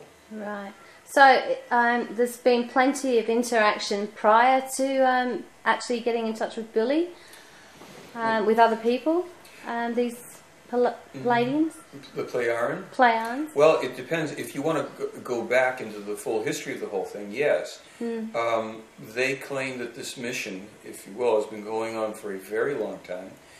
If you go into simply what's said in the case, you're going back in terms of this being a, let's say, corrective mission, an attempt to get humanity back on path without directly interfering with us. You're talking at least 13,500 years ago. And basically, though they have had certain contacts with other people, their primary contacts have been then almost exclusively with one particular spirit incarnating over many, many millennia as different people. The distinction being it's the spirit that reincarnates, and the personality in person is different each time. Right. So they have put forth that they have contacted a specific lineage of prophets. Right. And just so people don't get put off by that term and think that there's some great exalted claims being made here, a prophet is basically a thankless job that somebody takes on, and there have been different lineages of prophets, it should certainly be said, but the prophet plays the role of an announcer of truth, a herald not for the purpose of starting a religion or gaining a following, but for the purpose of helping humanity to become aware of errors in beliefs, in conduct, in outcomes that are as yet unforeseen by humanity, being somewhat blind as we may be to how the universe really works, that is through the laws of cause and effect primarily. So the prophets have come or been sent, however you want to look at it, as a remedial measure, as a very generous, almost self-sacrificial, without meaning that they're here to sacrifice, but a sacrifice of a lot of personal comfort, and they take on an awful lot of discomfort, pain, very often being attacked, brutalized, murdered, what have you, in an attempt to put on the table for humanity those things which we, if we have the wit and wisdom to do it, would look at, digest, learn from, and use to help make course corrections so that we have a more graceful and peaceful future. And how difficult has Billy actually found getting that message across? There's been a lot of difficulty within the UFO fields themselves, I would say. Well, yeah, we could say that the primary difficulty has been dodging 21 documented assassination attempts. Wow. That means that there are people out there that are going to an awful lot of trouble to try and eliminate a hoaxer, right? Yeah, if right. people say it's a hoaxer. Huge, in terms of, let's say, the non-terminal type of attack, have come from, these attacks have come from the UFO community. People who simply say his evidence is too good to be true. Now there's a trap. You either have evidence that's too bad to be true or it's too good to be true. And to this day, many of the know-it-alls in the so-called UFO community rail against Meyer, attack him. They might as well be the skeptics. And the skeptics, of course, are another grouping of people. And I did issue a challenge to the top international professional skeptics to duplicate only one of Meyer's photos and one of his films. I did that in 2001. International organization is known as Center for Inquiry. Center for Inquiry West in Los Angeles. They said that Meyer's evidence was an easily duplicated hoax. And I said, great, will you duplicate one photo? Will you duplicate this film segment? They said, sure. Almost 5 years later, they've been unable to do it. All they could produce in 4 years were 6 little photos of a model UFO that they then emphatically refused to have tested to the same standards of testing that had authenticated Myers as being a real photos, real graph. Yeah. But when I think of Billy Meyer, I think of the grown man who's the messenger. What about Billy Meyer as a person, has a growing, from a young boy to the grown man who's being delivered all these messages? I mean, how has he evolved from little kid on out? Yeah, on well, out. That's another element of the story. It's so amazing. It's beyond comprehension in a sense, because his contact started when he was only 5 years of age, and they were not abductions. They were voluntary, and they remain voluntary, face-to-face, on board, on planet, wherever, contacts with these humans from another star system. Over the years, well, to give you an example, his first teacher was a man named Svath, S-F-A-T-H, Svath, and he helped work with Billy from the age of 5, I think perhaps up to about, I'm forgetting the exact thing. It was something like 11 years, maybe 14 years, maybe something. I have it written down, but I don't know what that's it means. all right. So he told him, not only did he tell him amazing things, he gave him future histories, coming events, prophecies, predictions. He worked with him with devices that were placed on young Edward's head. His given name was Edward Albert Meyer.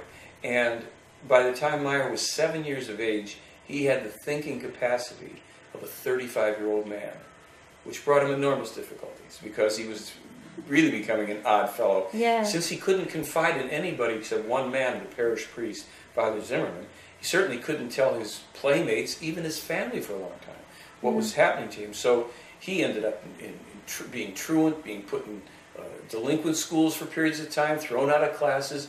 All this time he's having experiences that no human being has had to this day, conscious, voluntary, mind-expanding experiences.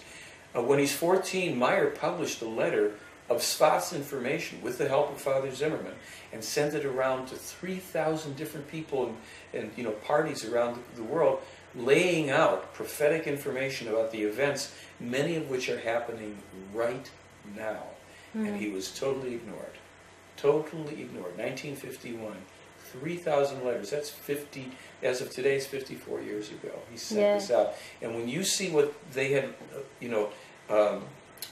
indicated at that time specifically, enumerating all these different specific things that were coming our way, you go, gee, why wasn't there one person or one party of 3,000 that took this seriously enough to start to, open their minds? Well, do you think it was because of his age at the time? it could have been, but then again, these letters were sent out. Maybe they didn't know how old he was, but maybe people just wrote it off as fanciful stuff. And in the ensuing, shortly thereafter, Meyer joined the French Foreign Legion. He was like only 15 years of age or something. He didn't like it. So in 6 months' time or so, he walked out across the desert.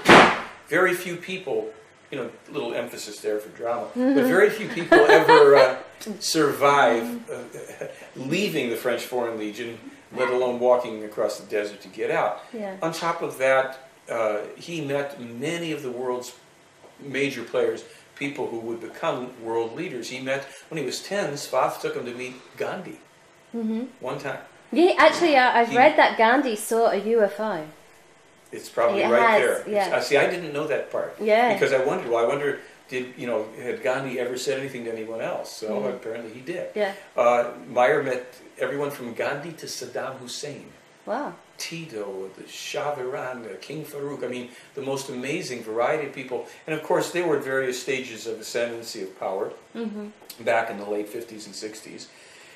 He studied. How did that come about to actually be from a man in the country in Switzerland to meet world leaders? Yeah. I mean, how was that transition?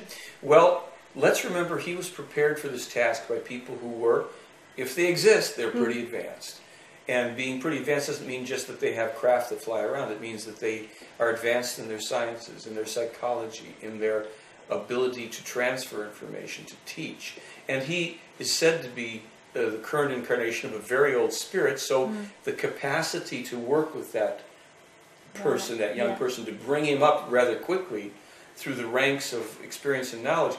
When you see the photographs, as we'll be showing them tonight, of Meyer when he's 20 and 25 and all in all these different countries, you see a very worldly individual who's not just the little smiling, 5 or 8 year old boy that we first see. He's a man that traveled through 43 different countries on foot, 155,000 miles, picked up and did about 300 and some odd jobs in his time of learning and traveling. So he had been given certain impetus and direction, let's say. He had inside himself a consciousness that was very advanced, so he appears to be a very just simple, regular fellow, and does to this day. So perhaps with a little help from the Pleiaren and his own wits, he wound his way around places and to meeting people. He made himself of service to different people as a translator or a private detective, a snake catcher, you name it. He did all these different things. So he would weave his way around. We have a photograph of him standing with 2 palace guards in Jordan at King Hussein's palace. I don't know if you've ever seen the movie Zelig with Woody Allen. It's kind of like Billy Meyer is Zelig meets Indiana Jones meets Star Wars. Wow. And you put it all together and you got a guy, because today people think, oh, he's that little bearded farmer with those funny UFO photos. Yeah, well, that's what people in Australia probably think that's what he is. They have no idea. Yeah. The depth and breadth of this case and this man's experience, what he knows, what he can talk about. To this day, well, let me put it this way. Right above his property in Switzerland, where he lives with his family and people and they work, there's a military base, coincidentally right up the hill, right? A year ago when I was sitting and talking to him for a while, he says, I have to shorten the meeting because I have some people coming from the base. They have some questions for me about some health issues and things. I said, fine. He consults with all sorts of people on all sorts of stuff, not as a guru or as a master, but simply as someone who has information about many different things. And indeed he does. He very often has been the one who will oversee the planting of the different trees and plants on the property. Since they took over that particular center, which was a rundown farmhouse with no floors, electricity, or running water, they renovated and built it up. They've planted 10,000 trees on the property, in large measure to protect against the assassination attempts. Because there's so many people that wanted to shoot him, they put up a living blockade of trees, which made the place very beautiful. Yeah. About his life? And his life, yeah. So, well, he, as a person, is reincarnated as a spirit of what would you say, an advanced being from another place? Or? Let's put it this way. And this is what I call speculative information. See, in the case you have things that are factual, meaning not only have I been able to prove them, anybody can. You just take the information, do your research, and go, okay, there it is. Yeah. Then there's the speculative information, which means I am not in the position to, or haven't been able to as yet, either prove it or disprove it. And that can be information that goes back long periods of time, which we don't have access to means of determining its truthfulness or not, or future events that haven't occurred. As far as Meyer is concerned, here's simply what's said in the case about him. And people have to understand that this is not done for any purpose of trying to start a belief system or anything else. Meyer's spirit had originated long, long ago, billions of years ago, and had already run through the incarnational cycle of millions and millions and millions of lifetimes in another star system, and had been a major leader for a long time in a certain dynamic. It came back into the incarnational pattern, which is not usually ever done, for the particular mission of working, especially with the problems inherent to Earth humans, because of a connection via the Pleiadian people and their ancestors, and going back farther to whom Meyer's original spirit form was.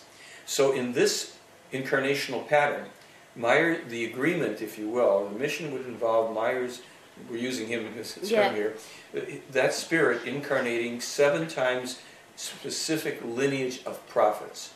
Enoch, Elijah, Jeremiah, Isaiah, Emmanuel, Muhammad, and Billy.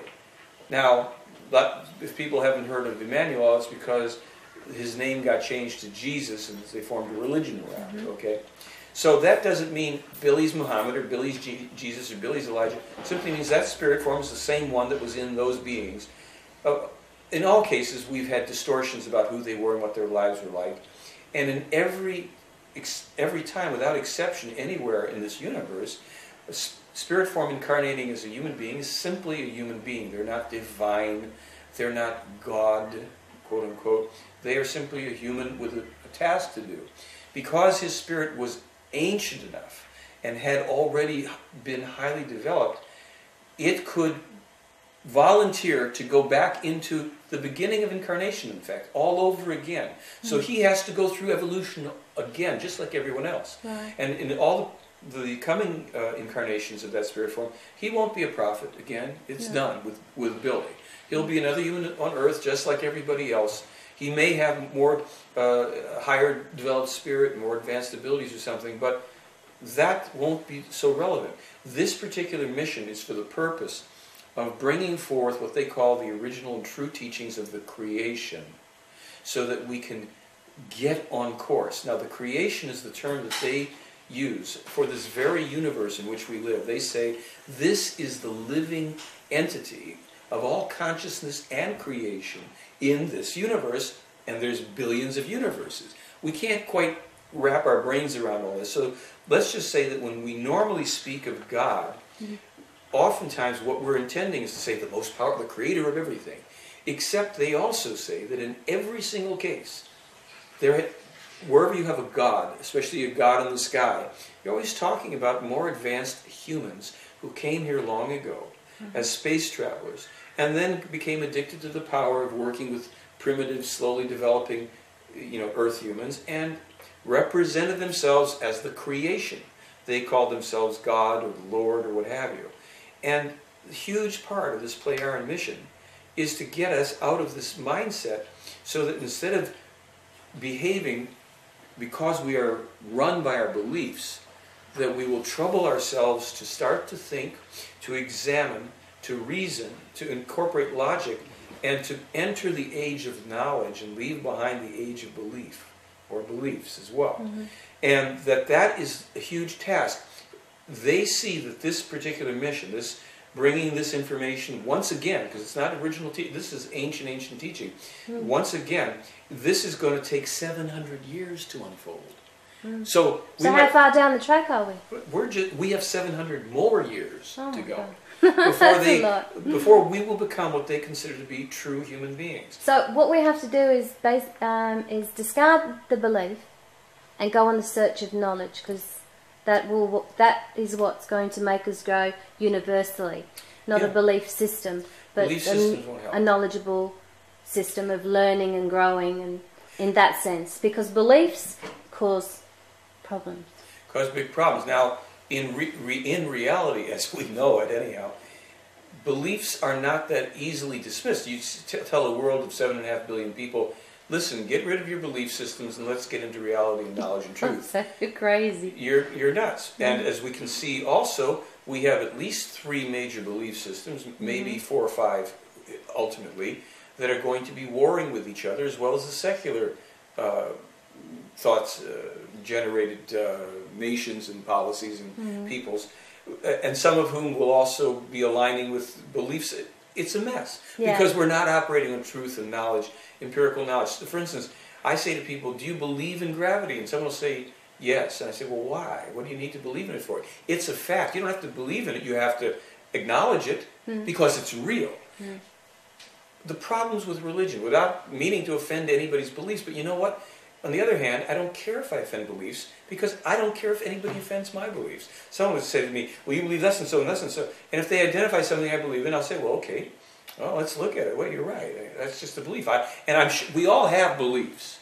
And sometimes people confuse values with beliefs. They say, well, you believe in good, this, that. I say, well, those are values I hold of human conduct.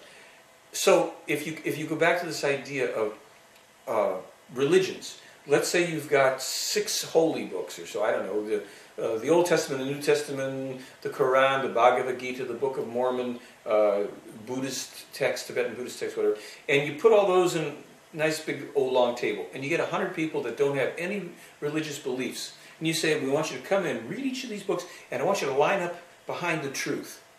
You know, you're going to have people behind each one of those 6 or more belief systems. Now, right away, you know that if that's the truth, then that can't be the truth. That can't be. So suddenly in terms of logic, we're going to say, well, logically speaking, we don't have exclusive truth here, even though each of you think that's the truth. Because there is truth in every belief system. But just like any other form of disinformation, it's wound up in control-oriented lies, rituals, superstitions, and hocus pocus that people get fed lock, stock, and barrel, and in our innocence, our fear, any number of things, we adopt a belief system. And I happen to think that a lot of people go into religions for actually good reasons. They want to be good people. We want to do good because we have a capacity. We're not inherently good, and we're not inherently evil. We are inherently a balance of positive and negative. That's the human spirit. It's a perfect balance, and it needs both to grow. We can't just be good.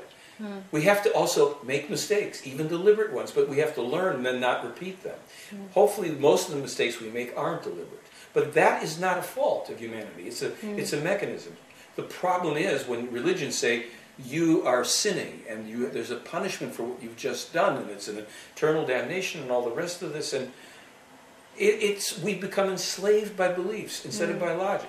And it's very difficult. If your audience, if you are holding a strong belief system out there, and you hear this, you're going to think it's heretical, it's the Antichrist, it's demonology, all sorts of beliefs. You will be defending or attacking through beliefs rather than, well, what he's saying, simply what he's saying. I don't know if it's true or not true.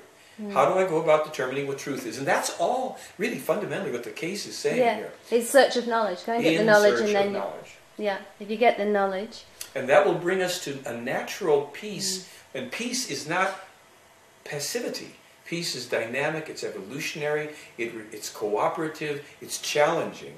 War is easy. We just give in to our lower nature, to our aggression, to our fear, and we bash each other. So that's what Billy's actually doing. With some of his prophecies, though, he if you take belief out, right, and you've got the knowledge of what he said years ago, and now it's come true, it's not that he had a belief, he had the knowledge of what was being told to him, what may happen in the future. Right, and in all fairness, he may have been told things that he didn't know would be true, Yeah. but he relayed the information. He Yeah. never said you have to believe this. No. Here's what it said. Type it out. and- Believe it or not. Or Yeah. observe it and Observe find it. out. Same. So when you get something as dire and heavy and dismal as much of the Enoch or Enoch prophecies are, you go, oh, why would I even want to know about this if this could happen? Then, and this is how my own process, I looked at maybe 50 years worth of prophetically accurate information. You have to understand there's no junk in here. They laid it out, and that stuff was occurring and still does, and things are still being validated and corroborated. You can almost, every month you're going to find 2 or 3 things. Myra's told before that now are so-called new discoveries. Well, when I looked at that body of information, I said, wait a minute. What they've done here is they've given us the most amazing, most significant, unparalleled body of prophetically accurate information. That built a foundation of credibility. Why do we believe or accept something as true? How do we know it's true? Well, if we get something and it checks out, say, well, that's true. Now you've got a body of truthful information given before things happen. That tells me one thing primarily. It warrants my attention to look at the warnings for today and tomorrow, because they've proven their accuracy and they're showing their intention.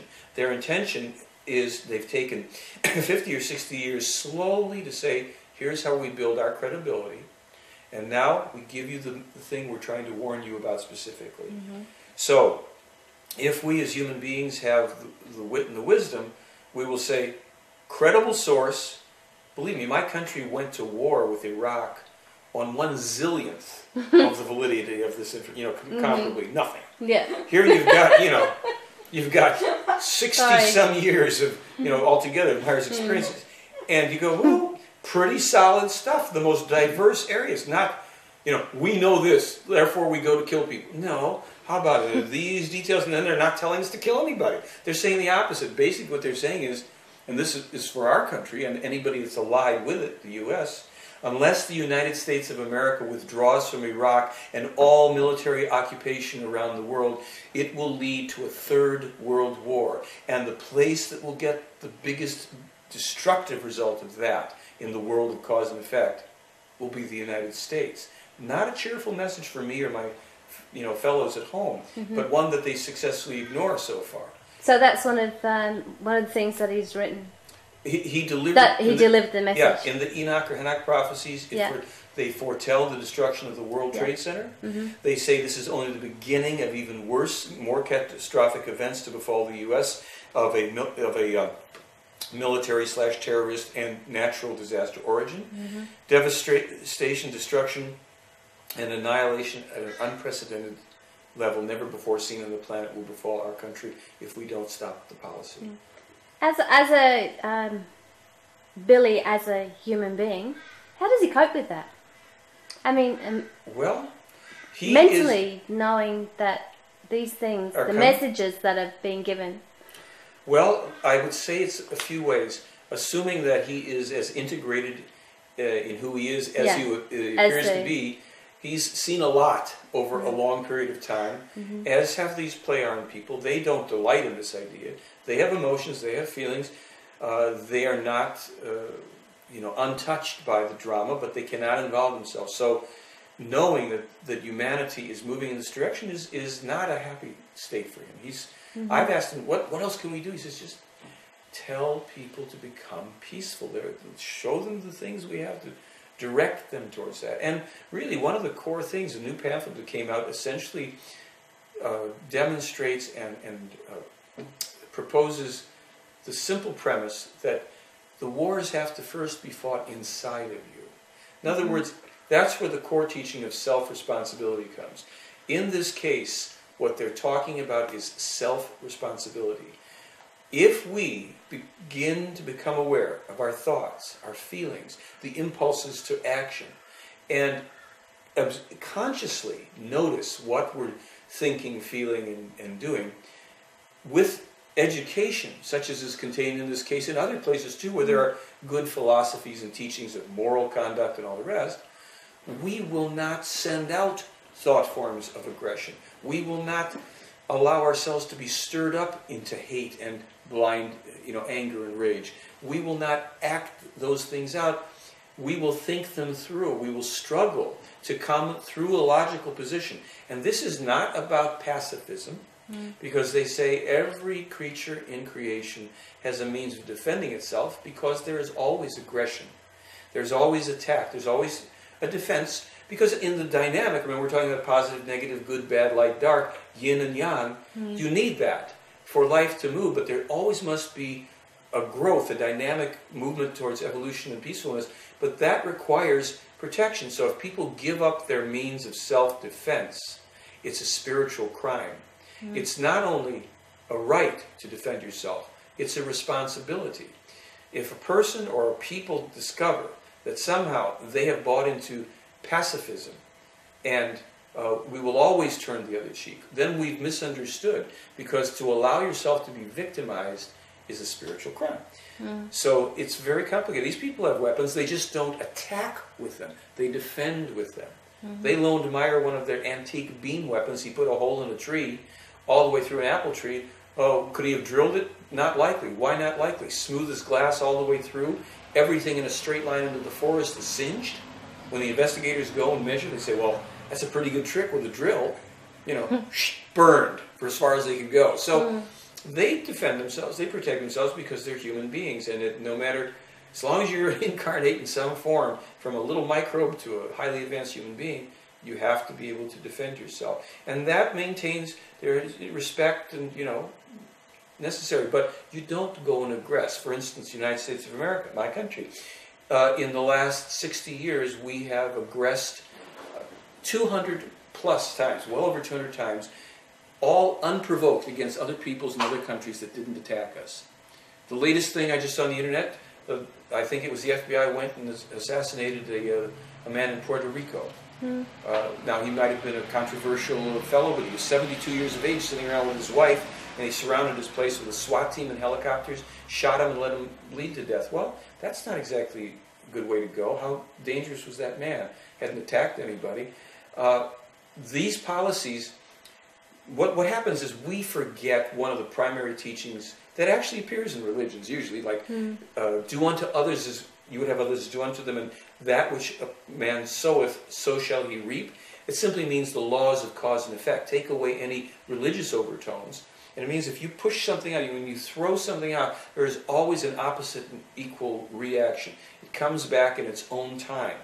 We, in America, when we see things happening, be they natural disasters, attacks, anything else, we have to also look at the causative actions. Now, it doesn't mean that everything that happens to you, you've violated somebody or something. There's weather storms that happen and all the rest. But just like we've extracted all this petroleum and natural gas from the earth and upset the tectonic plate structure, which we were warned by the Pleiaren 30 years ago, this is going to lead to volcanic eruptions, earthquakes, tsunamis, floods, climate changes. You're burning down your forests. You're going to have catastrophes upon you, ever increasing in frequency and intensity, because of your ignorant action.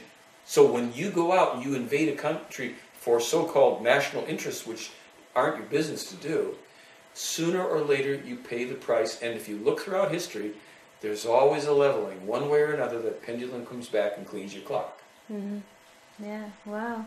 That's a big responsibility, getting that message over. Well, it's a law of physics. It shouldn't be so hard, but we don't teach this in school. We teach all sorts of mumbo-jumbo and either, hyper-religious or hyper-secular stuff that it doesn't accord with reality. Don't throw it out unless you, are willing to have it come back and hit you in the face. So if you're going to send out actions and thoughts, make them be the things that are preferred that you'd like to experience as well. So that way we create peace by treating people as we'd like to be treated. There will be people that will be irrational, there's no doubt. As far back as in the 50s, they told Meyer, there's going to be an upsurge of religious fundamentalism, craziness coming from many parties. And it's not exclusive only to Islam, but it is there. Yeah. It's in Christianity, it's in Judaism, it's in Buddhism, and it's in Hinduism. It's in all of these forms that start to polarize so much, and they have the one truth, and they're going to kill you if you don't take it on. Well, you can't just sit back and let people roll over you, but you also You don't invest in these people. You don't support them with your CIA and just try and direct them against somebody else, hoping they won't come towards you. It's complex. This is real life. There's no snapping of your fingers, but it's either we have the principles intact or we don't. Right now, we don't. Yeah. And you personally, right, you've taken on a bit of quite a big task, getting that message out for Billy. Well, I like it. How does that impact on you? I mean, public reaction? Well, as I say, the people that I've had the most trouble with have been the UFO researchers. Sorry about that. And the You're in Australia now, you should be okay. Oh, well, I don't care. I don't mind it. Because you see, it's okay. You know, because, look, I haven't gone through this. Billy's the guy that's gone through all this stuff. I'm a reporter. I'm a researcher. In a way, I don't take it personally. And if people are mad at me or at the material, I think, well, let's deal with the question. Let's deal with the issue. Let's deal with the challenge. If you've got a good challenge, what you're going to make me do is work harder. If I work harder, I get in there to refine and find out, well, is it possibly wrong? Is there something I don't know? Or, oh my gosh, it's opening up even more stuff. And so when you come back to the skeptics, with this next layer of revelation that their own challenge has provoked, it's like they don't have enough fingers to stick in the dikes to plug the holes. You know, they're going, well, I'll stick my nose in it. Yeah, you did. You stuck your nose in it. You know. So, in a way, I say to people, this is the easiest thing to do. Easy in the sense that it's there. It's not filled with lies that you have to keep. Billy doesn't have to sit there and go say, oh, what did I tell you last year? You know, oh, it's this. You ask him a question. If he doesn't know the answer, he says, I don't know. If he knows it, he tells you the answer. I tried to trick him, as I was talking to you folks earlier. I tried to trick him with something I'd asked him a year ago. The answer was the same, boom, just like that. And he's had quite a few conversations in a year, as we all have. He probably has had a few more. So you start to get a sense of a person's character and their truthfulness, and I consider it an honor to be able to simply report what I've found here. It's like I don't, you know, I don't consider myself some big cog in the deal. There's other people who can pick up the slack if I'm not doing this anymore, and there are people around the world now. I've had visitors from at least 80 countries to my website, and I've gotten emails from all over the world now, that people that now have the DVD or the different books or the videos and stuff, and I'm going, okay, well, the cat's out of the bag. You've uncorked the bottle. The genie's out there. Like that sound there, you know. So it's a done deal, and from here it'll just be a.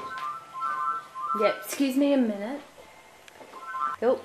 So really with disseminating the information, making it available to people, it can't be stopped. It's a done deal. We may go through the changing times either dramatically and very, very painfully, or a little more elegantly, a little more gracefully. The more people that even hear about the case, you know, I'm representing this case, I'm not saying there aren't other contributing things, but the more people that hear about the Meyer case and start to look, that realize that there's a peace meditation. Probably one of the most important things in the entire case is what's known as the Salome peace meditation, an ancient, ancient, ancient meditation that's actually performed by not only some people here on the planet, but by 3.2 billion extraterrestrial humans on our behalf. If we could get an expanded network of people on one weekend, 20 minutes. It's on my website. They can look and see how to do it. They can even get from Switzerland a DVD so you can hear how it's pronounced. We could make a quantum leap in peace, because what they've said is these are ancient, from the Lyran star system, ancient words that simply open the Akashic and help to dissolve some of the shroud of negativity around the planet from all these thought forms from thousands of years of negative thinking. And it's a Salome peace meditation. Salome Gamnan Ben Urda Ganiber Asala Esperona. It's kind of quick pronunciations, stretched out a little more than that. But this is done for 20 minutes. And it's being done simultaneously, as I say, by these extraterrestrial humans on our behalf. But it can't work fully without more and more people participating here. That put into motion is a huge thing that people can do if they sense that that's positive for them. Taking your peace symbol, remember your peace symbol from the 60s? Turn it right side up. It's upside down. It is right now, and has been for the past over 30 years, literally, we've been walking around with a symbol of death.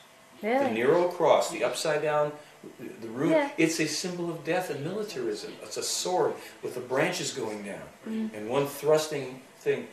the peace symbol as it's meant to be, and that's shown on the website, Yeah. it's a tree of life. You turn it upside down, and now you see those two elements that were pointing down are open and up. Yeah. And it's an upward energy, openness, harmony, peace, life.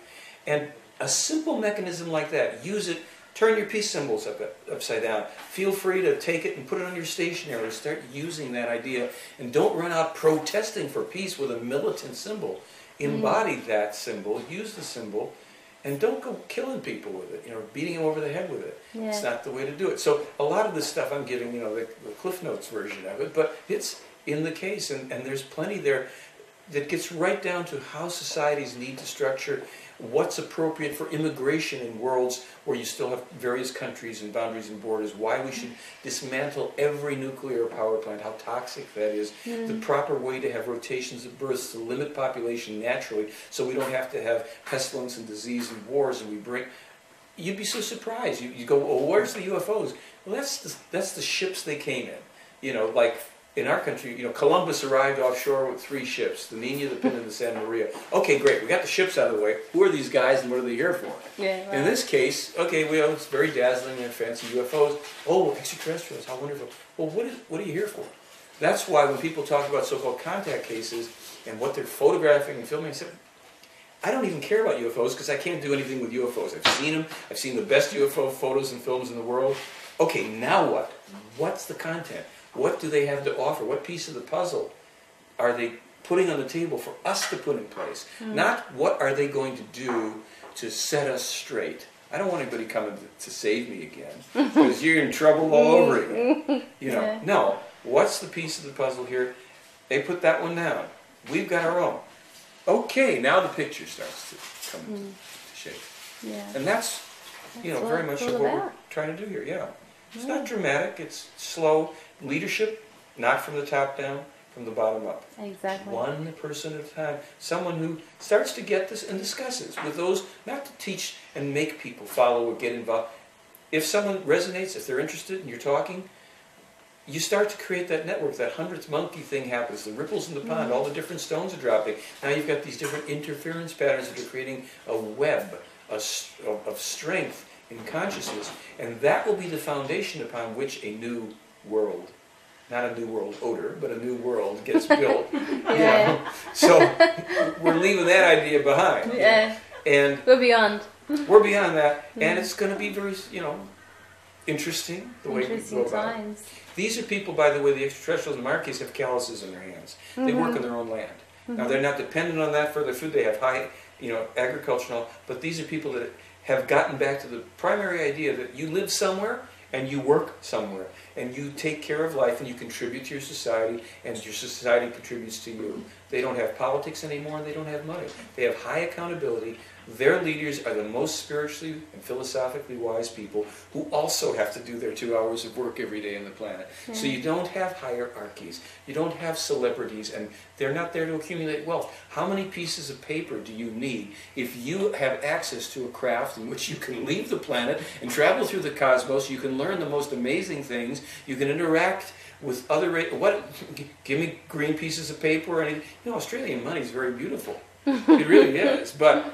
I'll take the capacity to do all this stuff. The price. I'll take the ride. Wouldn't you take the ride? Yeah. But the price for the ride is to give up acquisitiveness and trying to accumulate the excessively unnecessary amounts of material goods. You can have my camera then. Okay, I've been waiting for that. Start? That's what this was leading to, I want that camera. You want that camera? Yeah. So, that's amazing. And they have to conform to certain order, but they have great freedom at the same time. Yeah, and I don't doubt that tonight people will be very enlightened with your information. So I will wear a protective suit.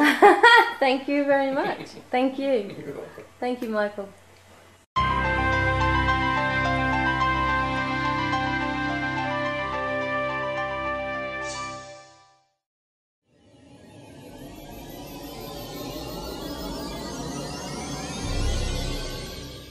Since the beginning of time, we have asked, who are we?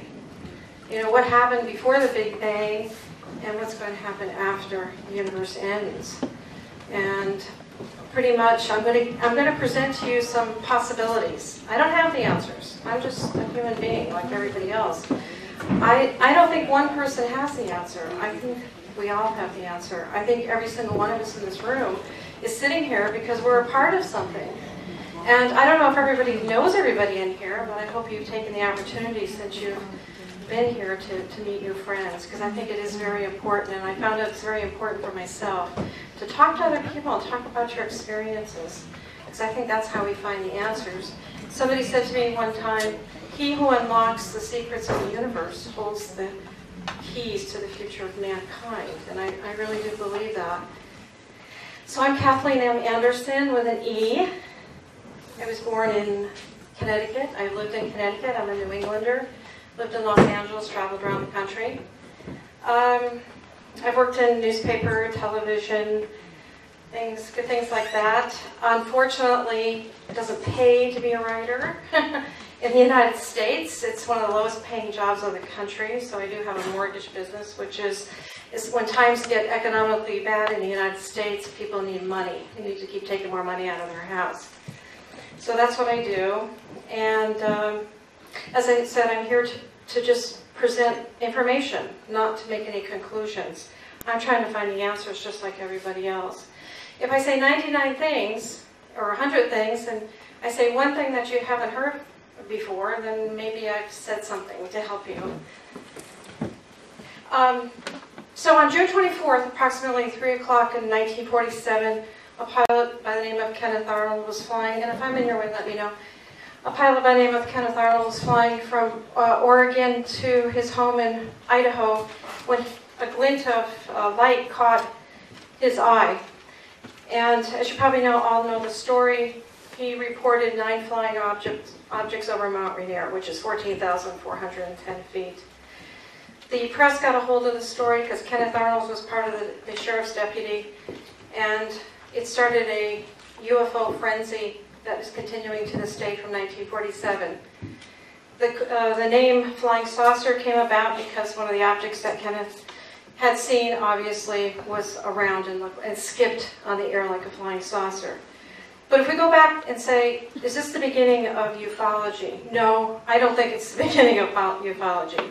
I think ufology has been with us for a very, very long time. This is Mount Rainier. It's a very large mountain. It comes out of sea level and goes up high.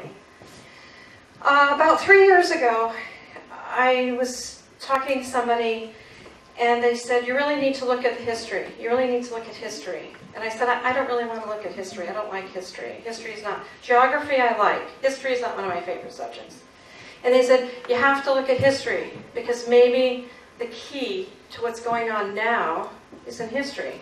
Because I said, well, I want to know what they're doing here. I want to know who the Greys are. What's UFOs? What do they want? What's their agenda? I want it right here. I'm an Aries, so I tend to be impetuous.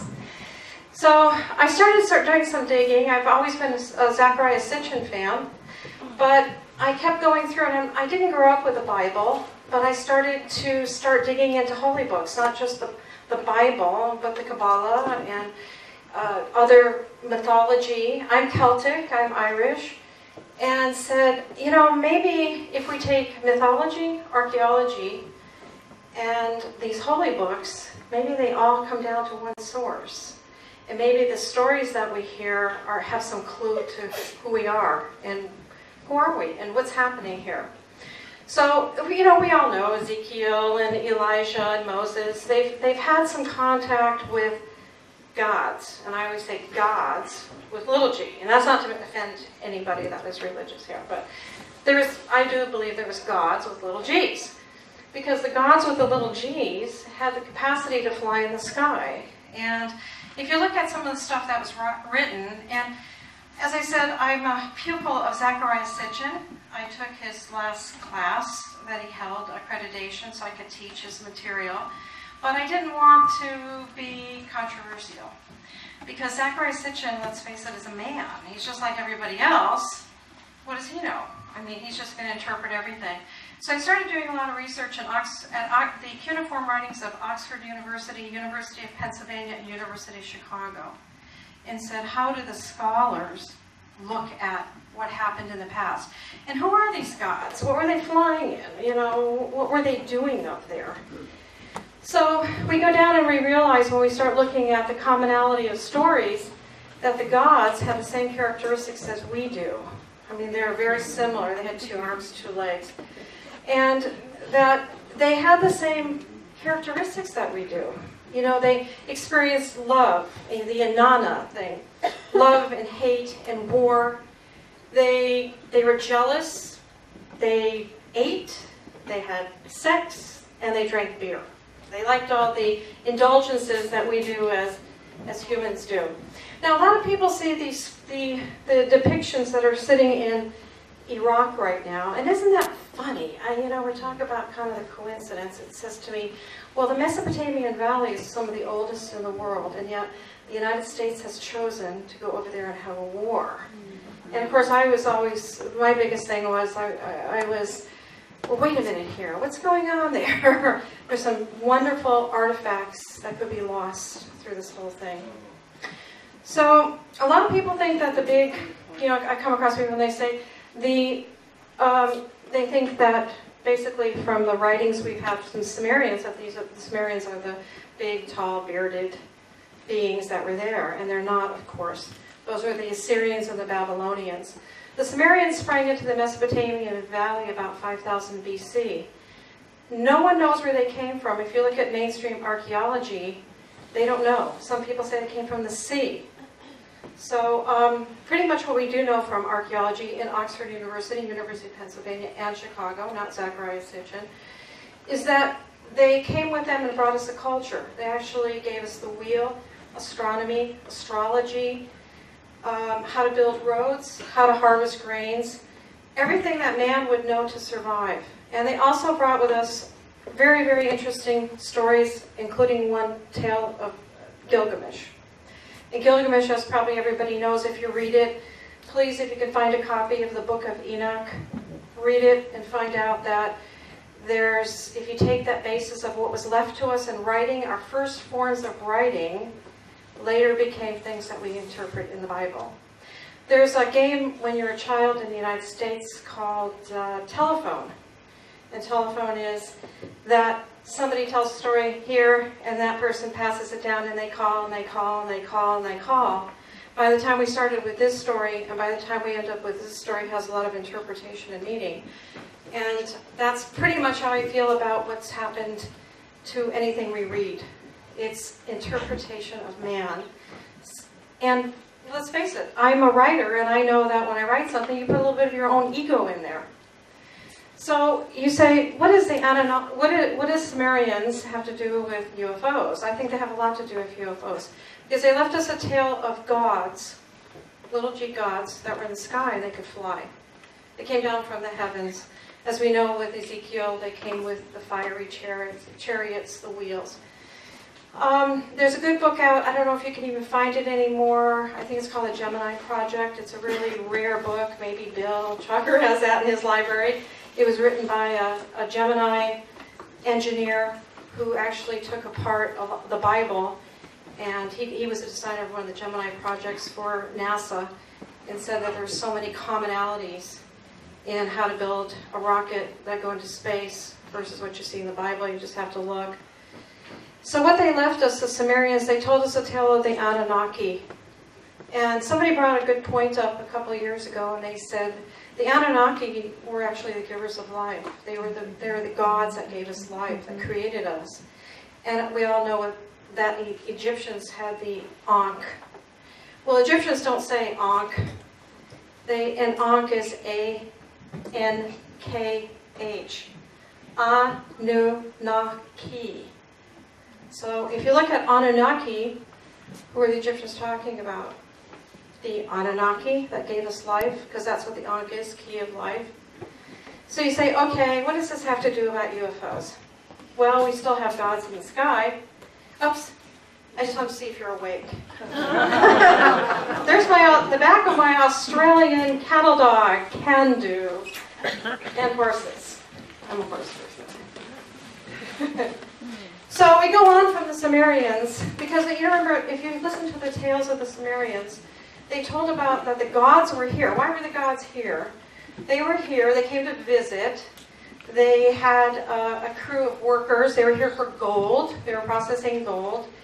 If you look at, a lot of you probably read about monatomic gold, and people are always in search of monatomic gold, which the gods had, which they converted gold into powder, and they ingested, and it opened their pineal gland and made them radiant. And if you listen to the story of Noah, he was born with very radiant eyes, and his father, Lamech, is it, thought, wait a minute here, he must be part God. So we move on to the story of how we were created, and we're coming up to the future here, and we look at whatever evidence we have in the United States right now, and we have what we call glyphs, petroglyphs that are around the country.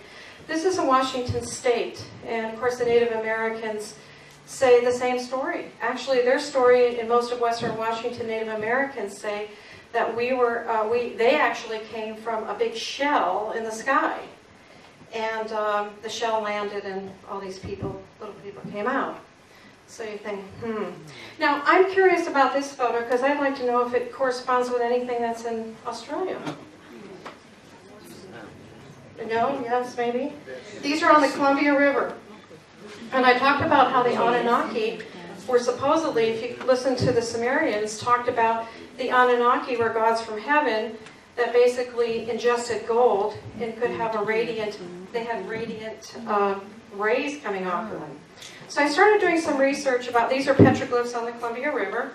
And if you always notice in the United States, you'll see a lot of our old petroglyphs have these radiant beings. And you know, if you look at archaeologists, they say, oh, because they were gods. And I go, what does that have to do with it? No, I don't understand the connection. And bouncing down to the Anasazi, I went down there about 10 years ago, no, less than 10 years ago.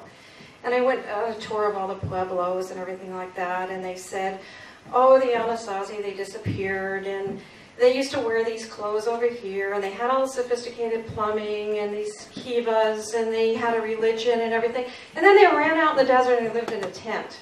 And I go, well, that doesn't make sense. Why would they have all the sophisticated stuff, and why would they go be living in a teepee after that? So I said to the ranger, I said, well, how do you know what they look like if you don't have any skeletons? And he said, it's all hypothesis. I said, that makes a little more sense. You're just conjuring up what you think. Archaeologists, no blast on archaeologists here, but you're only saying that, you know, this is logical. So I've never been a person that would, you know, take what somebody tells me as gospel. Going back to Washington State, because I'm going to cut this down really short. The Yakima Reservation, I don't know if a lot of people have heard about Mount Adams, Yakima Reservation. It's a very mysterious place in Washington State. For years and years and years, we've had earthlights. Paul Devereaux has done a lot of research there, Greg Long. We don't know what goes on there. There's 125,000 acres of wilderness that you can't get into. There's a lot of rumblings underground. There's earthlight. There's things that look like spaceships coming out of remote areas that nobody could, big cities coming out of the ground. Columns of light, fires that look like fires. Really weird sounds, Bigfoot sightings. And we're talking about, we'll jump to Bigfoot Valley. One of the recent cases that I have, and you know, Travis, you have the courage to get up here on stage, but you know, as a researcher, and I'm state director for MUFON for Washington State and also on the board of MUFON, a lot of people just never do come to us. And when they come to us, they don't give us their permission to tell their story. But if you look at the commonality, I have never seen a UFO. I don't know, probably everybody in this room has seen a UFO. I can find out the commonality is that there's a lot of information, Bill Chalker probably knows this, and Roger, a lot of information that actually comes up in cases that we can't divulge, number one. And number two, there's just too much in common with other people. You know, that doesn't make sense. You go, how did this person have the same information as this person? So one of the cases I just did recently is in the Bigfoot Valley. I don't know how the Bigfoot Valley got its name. Nobody's ever seen a Bigfoot. But there was a couple looking out in bed, and they saw this mountain, and down comes one sphere, but I kind of had to put it in the direction. and it comes, shoots down, and then shoots back up again. And I'm bringing up the sphere because in the United States, a lot of our sightings right now are more globe-type golden spheres, which was a sign of, I think, talk when you come right down to it. If you look, this comes from the National UFO Reporting Center, and Peter Davenport would be very upset with me if I didn't tell you to go get his brochure out that I put on the table there and his business card, and check out his website. But we're getting an awful lot of this over the past, especially the past year. And if you think about aviation, I'm not a pilot, that if you're going to develop some kind of flying machine to go around, I guess this, a round globe would be the perfect thing to get around in. You wouldn't have to go forward or backwards easily. We had another golden orb that came. I had to use that graphic, but come down. We've had a couple of them in Washington State now. I don't know what's going on. I really don't, but I know something is going on. Another lot of reports that we get is iridium satellites. I don't know if you get iridium satellites here, do you? They basically go across and then they flare up when they catch the suns. We get a lot of reports from there. So we go back to Travis's experience and everybody else's experience, and you say, what is going on here? You know, and I heard somebody actually mention about Travis's nationality. I'm a big fan of Sir Lawrence Gardner also, and you look at, you know, what could be possible? What if there was a civilization of gods and they had to leave the planet, which they did, we know they had to leave. Unfortunately, man took over, kind of made a whole mess of things, changed things. So did they leave behind possibly the Watchers? And what are they watching for? What are they looking for? Travis and I were talking about DNA, and we were saying that, you know, we're just finding out so many things about DNA now. What are they going to find out? Like, they're saying there's so many strands in the DNA chain that don't mean anything. And we all agreed, and Jerry was saying, do they really not mean anything, or do they really, we just don't understand what they mean? And is everybody in here, and this sounds horrible, but is everybody in here possibly in here for a reason? Maybe you're not out watching rugby or football. Maybe you're in here because you're a descendant of something that was here, and maybe you are being monitored. And that's how we look at it at MUFON. We're finding out there were some statistics we just released, and I don't know if you're going to read about them too much unless you get the MUFON journal. And over all the years that we've done cases, we have found that on the abduction scenario, there's actually 3 types of situations. There's people that actually participate. There's people that are willing participants. There's people, I have had dreams about this, so that's why it's kind of creepy in a sense. There's actually people that help other people, like, come on, come over here. And there's people that go unwillingly or don't understand that they're part of it. And so we have to question, is part of the whole abduction a DNA study? Are we being watched? Are we descendants? There is a high amount of Celtic people and Celtic backgrounds that do fall under abductions. I don't know why, but that's a fact. That's an absolute fact. There is statistics. I can't mention them because if I start mentioning them, I may offend certain groups, but there is information. MUFON, we're not, in the United States, we're not going to be having meetings so much anymore. We're actually more of a publishing company from here on in over the next year. They have all the database for APRO and MUFON since the 50s. All those things are being archived and they will be online. And MUFON will be selling that time to go back to every case that we have. And they have something like 1.2 million pages of reports that will be available to the public. It's not a big hole like everybody thinks. So in conclusion, you know, where does this all fall? Where do they come from? Okay, so if there is aliens or whatever, where do they come from? Time travel. The one commonality I was talking to Travis about was about 2 years ago, a scientist by the name of Lujan Wang used particles and got them beyond the speed of light by using a form of radon gas. in the Bigfoot Valley, there's large deposits of uranium and radon gas. Travis was saying that there is radon gas, not radon gas, but there's uranium up in your mountains too. So you have to think possible, okay, here's a possibility. Could whatever is coming into our system or wherever they're coming from possibly be able to, are they using radon gas to go beyond the speed of light?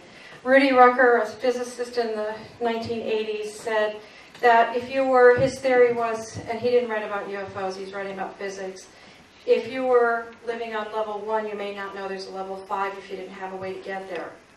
So possibly life is a lot more complex and a little more multidimensional than we'd like to say. I did an interview with Michio Kaku a couple of years ago, and of course his theory is that everything moves, everything is vibrating in continual perpetual motion in space. If you might be a C string, you might not know there's a D string next to you.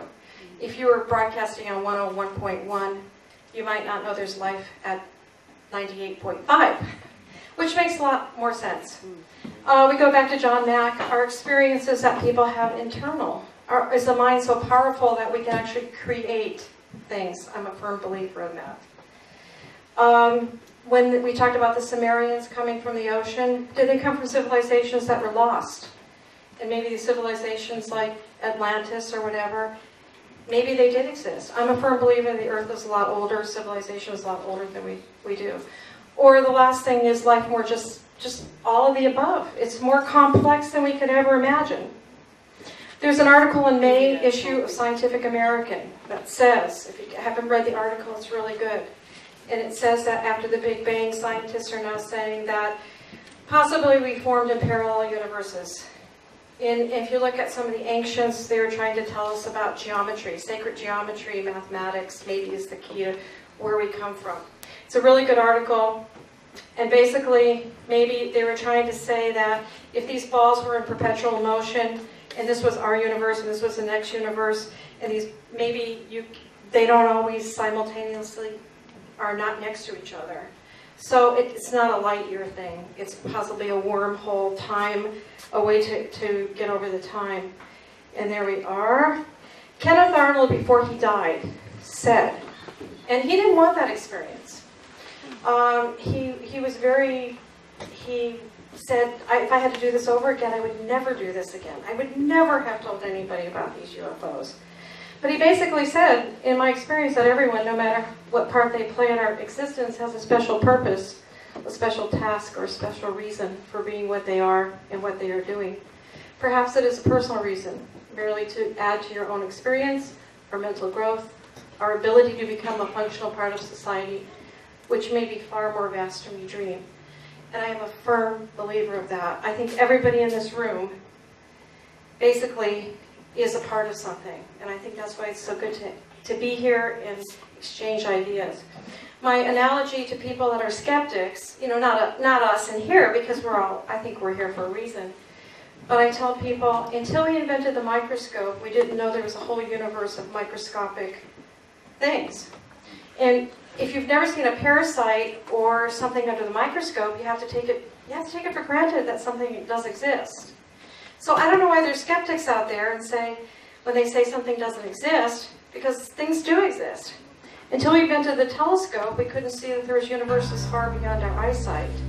So I have to say, I just tell people, just because you can't see it, taste it, or smell it, doesn't mean it doesn't exist.